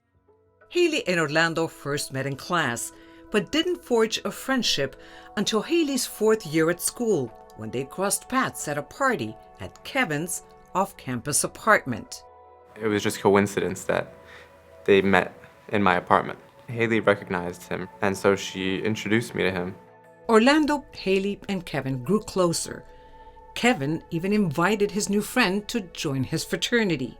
We tried to recruit people who we think we would get along with well. And being that we are both from Hispanic backgrounds, me and him were the only two people that spoke Spanish. So I thought it'd be a good idea.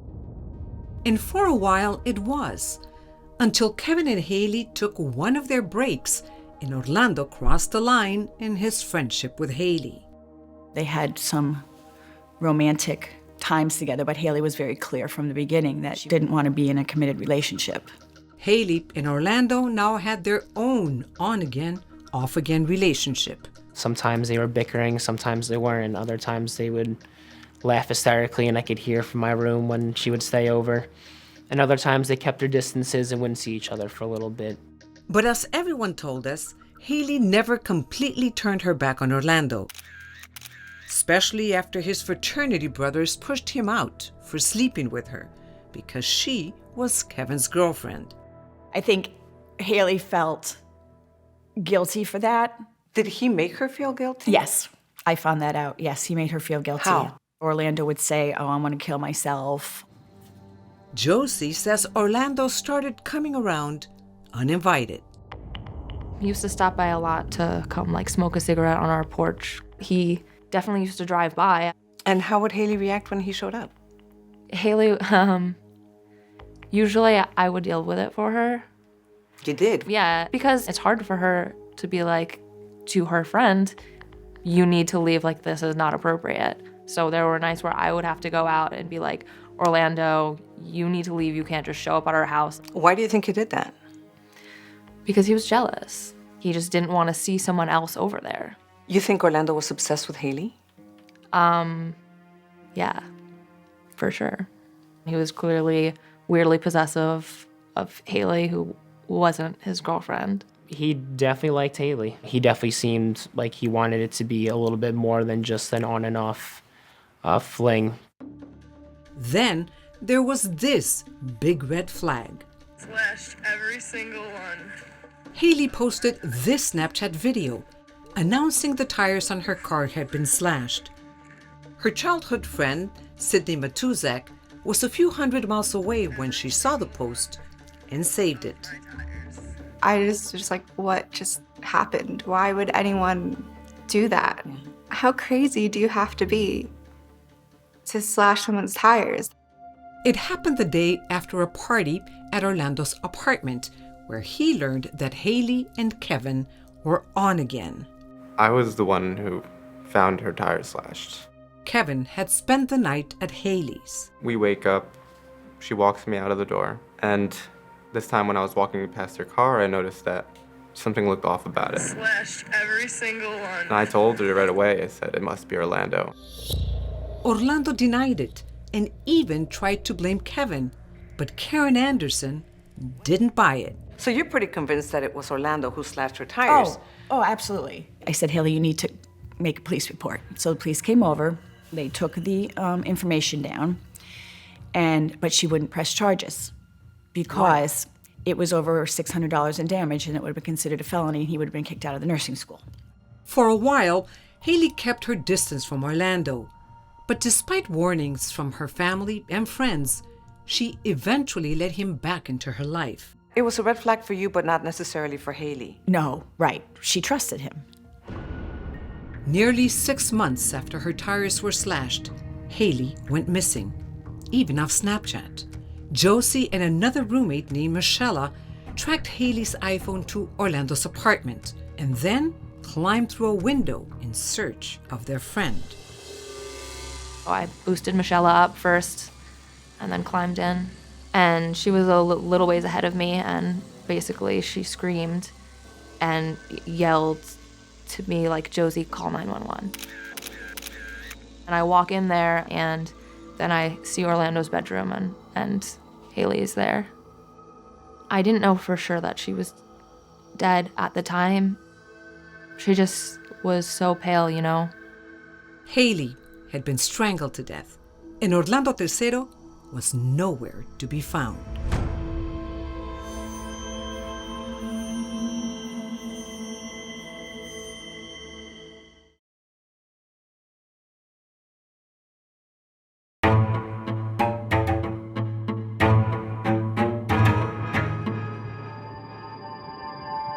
On the afternoon of March 9th, 2018, Karen Anderson noticed two men in a black car parked outside of her house.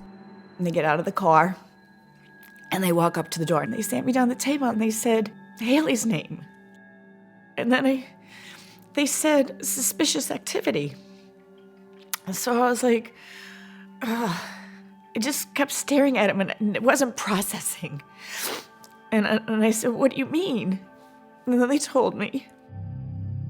Her daughter Haley had been found strangled to death in Orlando's bed. I was just numb. I felt angry that I didn't push for them to be arrested for that tire slashing, and that I didn't, raise more red flags for Haley with that. Slashed every single one.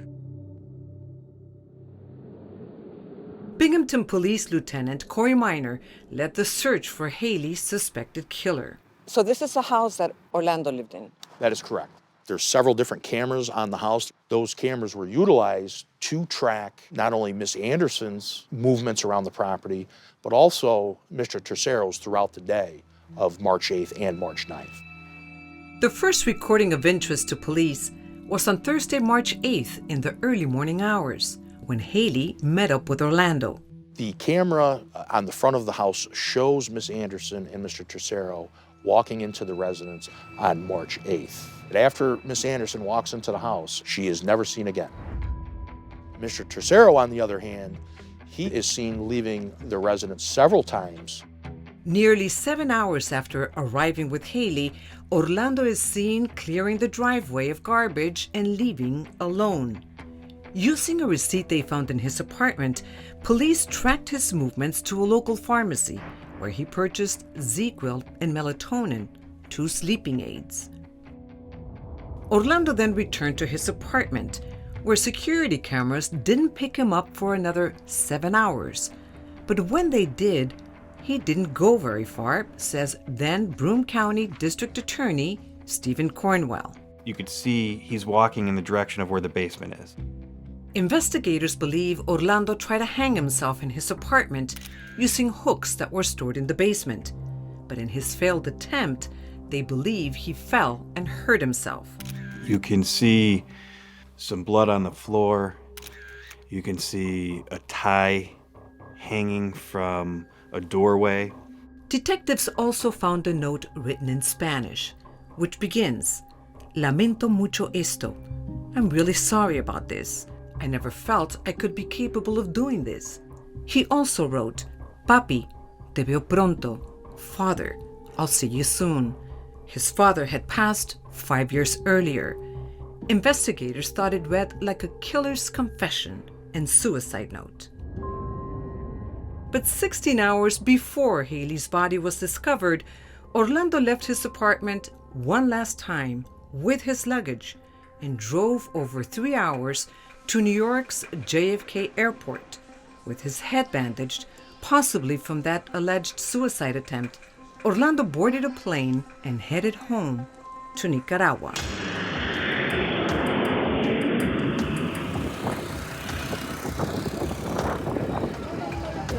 When I learned he was in Nicaragua before we could get to him, the first thing I thought was, no way, he got away with murder. It was now up to Nicaraguan authorities to capture a fugitive with dual citizenship. I don't know what our relationships are with Nicaragua, but if he fled there and we don't have a way to get him back because he has dual citizenship, this is not going to be good.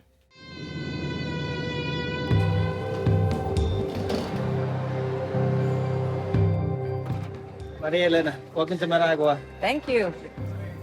A 48 hours team traveled to Managua, Nicaragua, with the help of risk advisor Nick Copeland and Nicaraguan journalist Alfonso Flores to retrace Orlando's steps, starting with where he landed.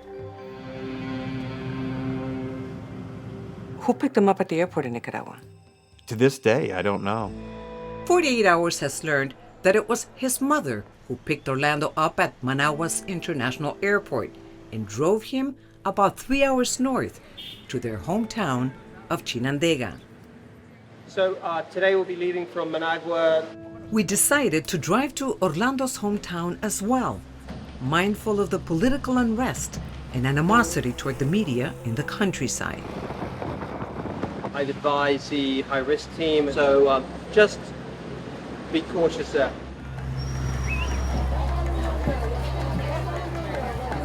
For several days, Orlando allegedly hid out in this small town, in the house where he grew up, across the street from the church his family once attended. Back in Binghamton, Steve Cornwell wasn't sure Nicaraguan authorities were even looking for Tercero. We had no communication with anybody in the government of Nicaragua at that point for those few days. Then, 4 days after his arrival, Orlando's mother drove him an hour south to the much larger city of León to get medical attention. According to the police report, Orlando Tercero was brought to this hospital with self-inflicted wounds, implying he tried to take his own life. It's possible that someone here recognized the fugitive. The story had been in the news for days. We were told that this is where police finally found and arrested Orlando. The next day in Managua, police held a press conference informing the world that Orlando Tercero was in custody and put him on display for all to see. They showed Orlando Tercero. We knew he was there. So, my thought was, what do I do now? Where do we go from here? Now in custody, Orlando had yet to be charged with a crime by Nicaraguan authorities. An international fight for justice had only just begun. Do you think Nicaragua will extradite Orlando to the United States? Take an in-depth look at the timeline of the investigation at 48hours.com.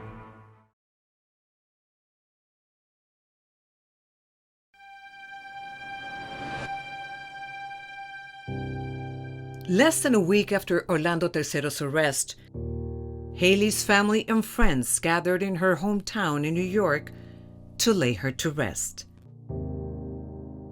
Everything after that was just a blur, the funeral, I can't even remember who was there. Just 2 months later, another heart-wrenching day. the one on which Haley would have graduated from Binghamton University, fulfilling her dream of becoming a nurse.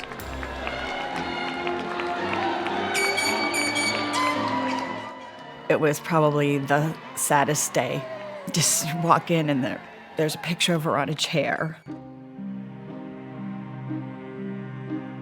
Haley's father, Karen's ex-husband, Gordon Anderson, accepted his daughter's diploma in her honor. Accepting on behalf of Haley Anderson.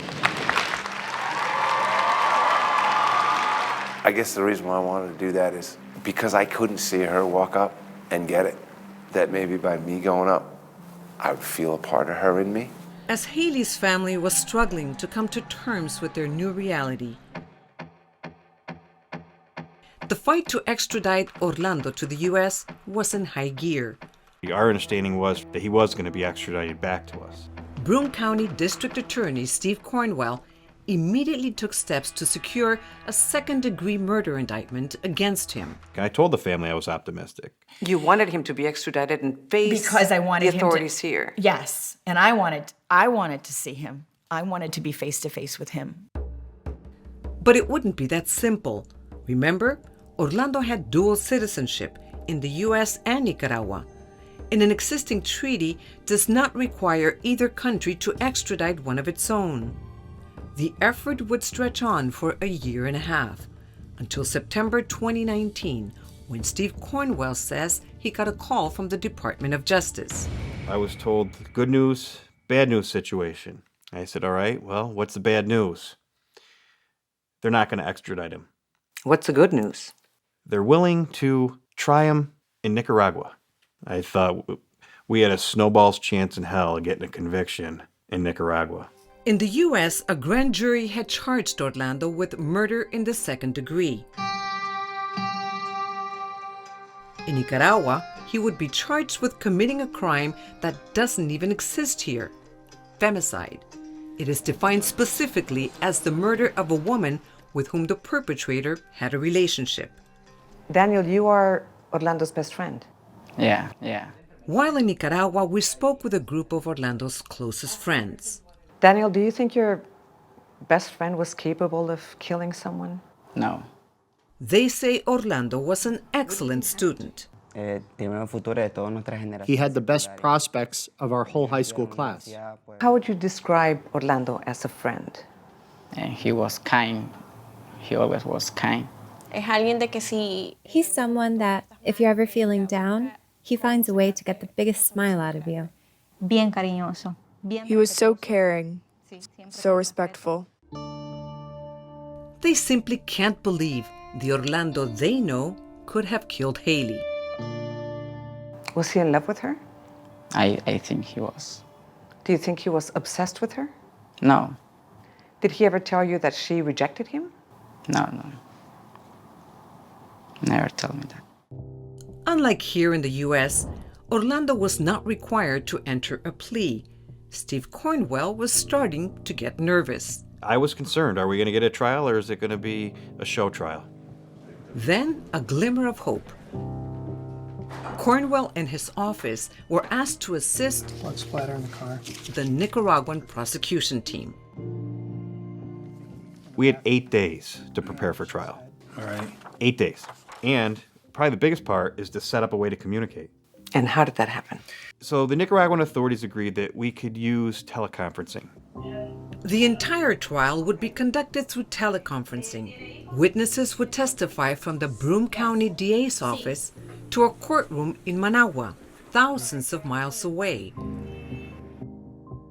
where a judge, not a jury, would decide Orlando's fate. On October 1st, 2019, the trial began with Haley's mother, Karen, as the prosecution's first witness.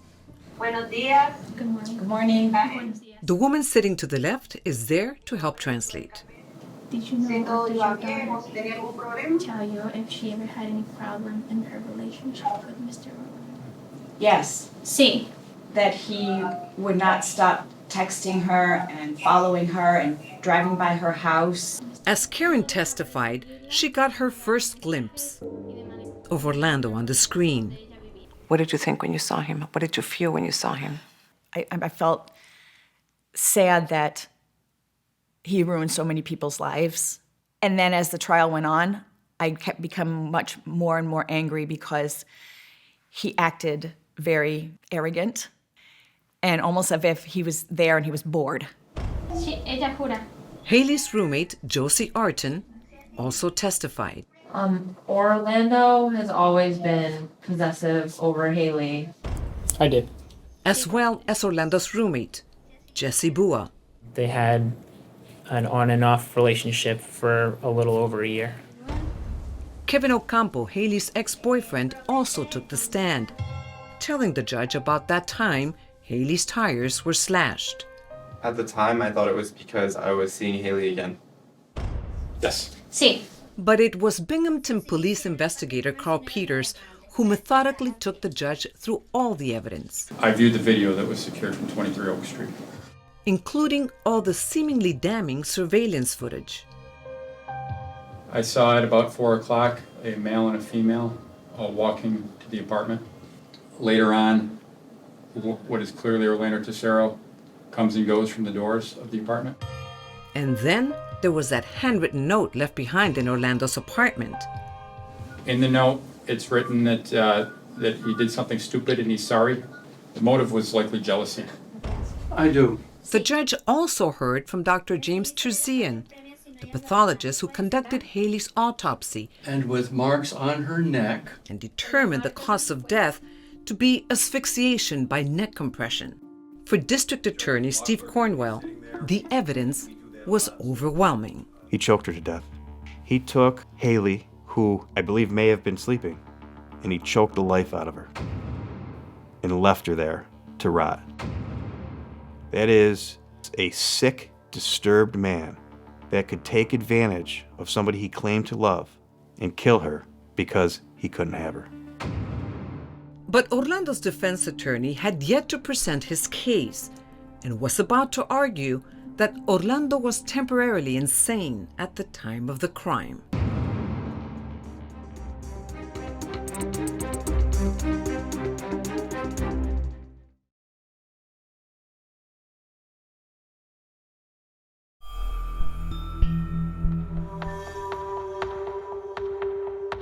Did you at any point feel that maybe he's going to get off? The only thing I was worried a little bit about was the insanity plea.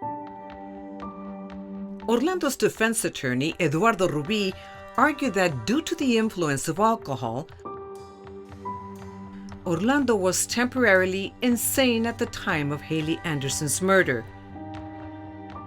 And in an effort to prove it, he called a psychiatrist as his first and only witness. Dr. Ronald Lopez Aguilar, who was appointed by the court, testified that Orlando told him he had no recollection of what happened, claiming he woke up after a night of heavy drinking to find Haley dead. But the expert couldn't verify whether any of that was true and said there's no way to tell what Orlando's state of mind was at the time of the murder. Instead, he could only say there was nothing wrong with the defendant's current mental state. It's indefensible. It was an indefensible case. I would say there is absolutely no possibility that he doesn't remember what happened. There's no evidence that he was drunk or on drugs. There's no evidence that he had some sleepwalking disorder and, commits murder in his sleep. After both sides rested, Judge Fabiola Betancourt did something that would never happen in the U.S. before a verdict. She gave Haley's family the last word.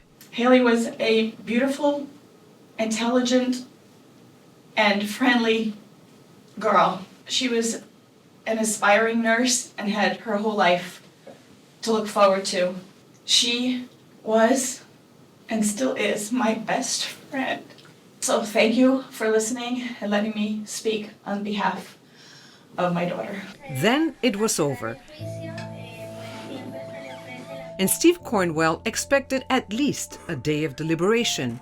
Instead, the judge shocked him by saying she would return with her verdict after a brief recess. It was a surprise. That's not the way our system works. Here, a judge will normally say, okay, thank you. I'm going to, deliberate on my own and write a decision. After a tense 90 minutes, the judge returned with a bold statement. Denouncing violence against women and advocating for equal rights, she said Orlando disposed of Haley because he did not accept that she had control over herself. Then came the words Haley's family had been waiting for. Oh, God. Guilty of femicide. Guilty of femicide. Her parents were advised to try and not show any emotion in front of the cameras. When the verdict finally came in and he was found guilty, Yes. what did you think and how did you feel? It's so hard to say. It doesn't bring her back. And it doesn't give you that sense of, you don't really feel better, but you do feel like you can close the book on that chapter now and start trying to move forward and heal. Karen was once again given the opportunity to address the court. And this time, she spoke directly to Orlando. I hope that you get the highest amount of years behind bars because you deserve even more than that. 2 weeks later, Orlando Tercero was sentenced. In her decision, Judge Betancourt said Tercero took it upon himself to punish Haley for rejecting him. Then she punished him with the maximum, 30 years in prison. I couldn't believe it. I was so happy that we could work with this other country and that the prosecuting attorney did such a good job and was so passionate about this conviction and the judge, and it was just amazing to me. We owe the Nicaraguan authorities, the prosecutor, the court system, we owe them tremendous thanks, and they have my gratitude for the rest of my life. 30 years is a long time. 30 years. It's a punishment Orlando's friends find hard to believe he deserves. Estar viendo a mi amigo. To see that they gave my friend a sentence that's the maximum here, right? It's very hard. None of Orlando's friends have seen him since his conviction, but some have received phone calls and letters, including Ashley Lopez. I feel like his faith has grown a lot more, and God so much. He always asks me to keep him in my prayers and to be positive. They all still support him, and some are even convinced of his innocence. I stand firm in saying that no, he wasn't really guilty. I feel like they're missing something. Another of Orlando's high school friends, who asked to remain anonymous, suspects there is truth to Orlando's defense that he was not in his right mind when Haley was killed. I don't know if they were under the effects of alcohol, drugs, or something, but something happened there for him to act in that way. I asked if she believes that being under the influence justifies murder. No, nothing can justify that, of course not. But I also don't know in what state the two of them would have been in for him to do that. I don't know what might have really happened in that room. I don't know. Orlando is still betting on that very question. What was his state of mind at the time of the murder? His defense attorney wants a new psychiatrist to take a look at the case. Will an appeals court allow it? And is there a chance that Orlando could be set free? He's a killer. And if he didn't kill Haley that day, he probably would have killed somebody else someday. And if he's ever released, he'll kill again. Do you think it's possible Orlando can't remember how Haley died? Hear a friend's tribute to Haley on Facebook at 48 Hours.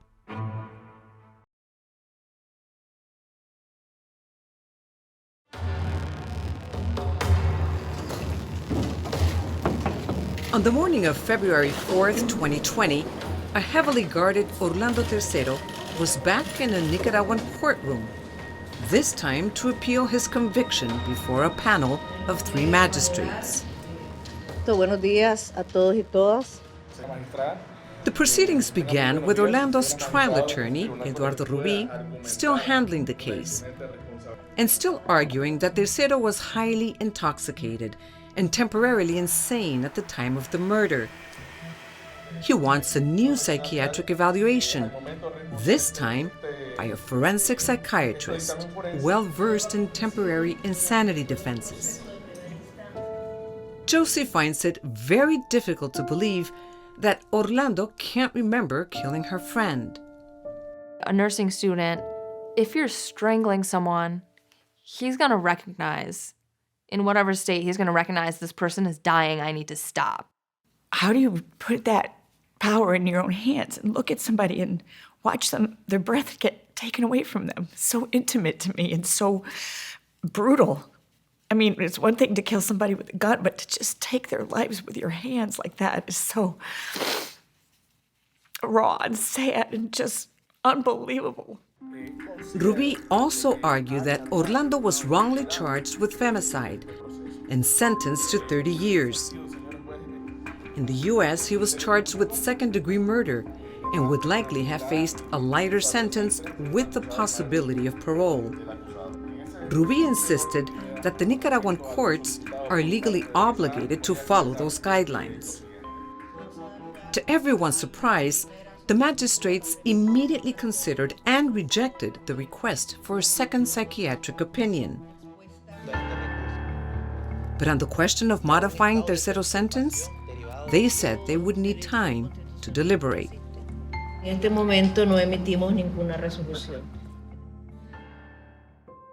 Nearly 3 weeks later, we were back in New York with Karen Anderson, still awaiting a decision from the Nicaraguan courts in what used to be Haley's bedroom, now a sanctuary for her ashes. This is Haley right here. She's in here. I wanted to keep her with me. You said you did this interview to honor Haley. Yes. What did you mean by that? Because I want her death to have some purpose in life. I would like femicide to be brought to the attention in the United States, seeing as though it's probably on the rise and it is a very serious crime. You wish that there was a femicide law here in the U.S.? Yes. And also to all of the people who see red flags, to make sure you follow through and take them very seriously to help prevent these things from happening. On March 10th, 2020, nearly 2 years to the day that their daughter was murdered, Karen and Gordon Anderson were once again at the Broome County DA's office, this time to hear the appellate court's decision. The hearing took over an hour, while an officer of the court read the 12-page decision. In the end, it took a nervous Karen Anderson a moment to realize that the appeal had been completely denied. I appreciate all the work that you have done in helping to convict Orlando to the fullest extent of the law. Orlando Tercero's conviction and sentence would stand. Orlando will likely spend the next 30 years here in Nicaragua's main penitentiary, known for its overcrowding. Every day, he will be fed a small meal of rice and beans. If he wants more, his mother will have to deliver food to the prison gates. Steve Cornwell says if for any reason Tercero is ever freed and even tries to step foot on American soil, Broome County will arrest him and put him on trial. There's no double jeopardy, so if for some reason he was released, the entire case can be tried here on behalf of the family. As Haley's family and friends continue to heal from their loss, they are determined to keep her memory alive. What would you say to Haley's parents, if you could? Even though Haley's time was short, she had touched so many people's lives that I known, and that they should be really, really proud of who Haley was as a person. One time, we were all sitting in her bed, and she asked us, like, what does depression feel like? And the idea that someone is just that, like, happy, innocent, pure content. I want people to know that she was kind, that she was generous, that she was hardworking. but most of all that she loved almost everyone that she came in contact with.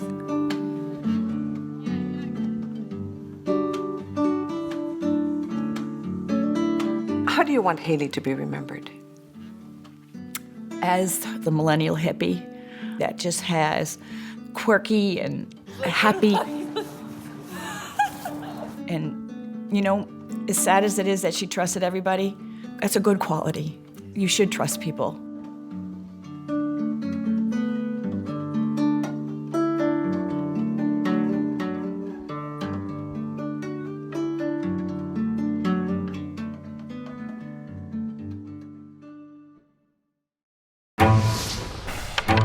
Christy Wilson left a casino with this man. And then she was never seen again. He was convicted of murder. Guilty. But she was never found. Where is she? Now, dramatic news. We're gonna find her and bring her home to the family. 48 Hours, next on CBS.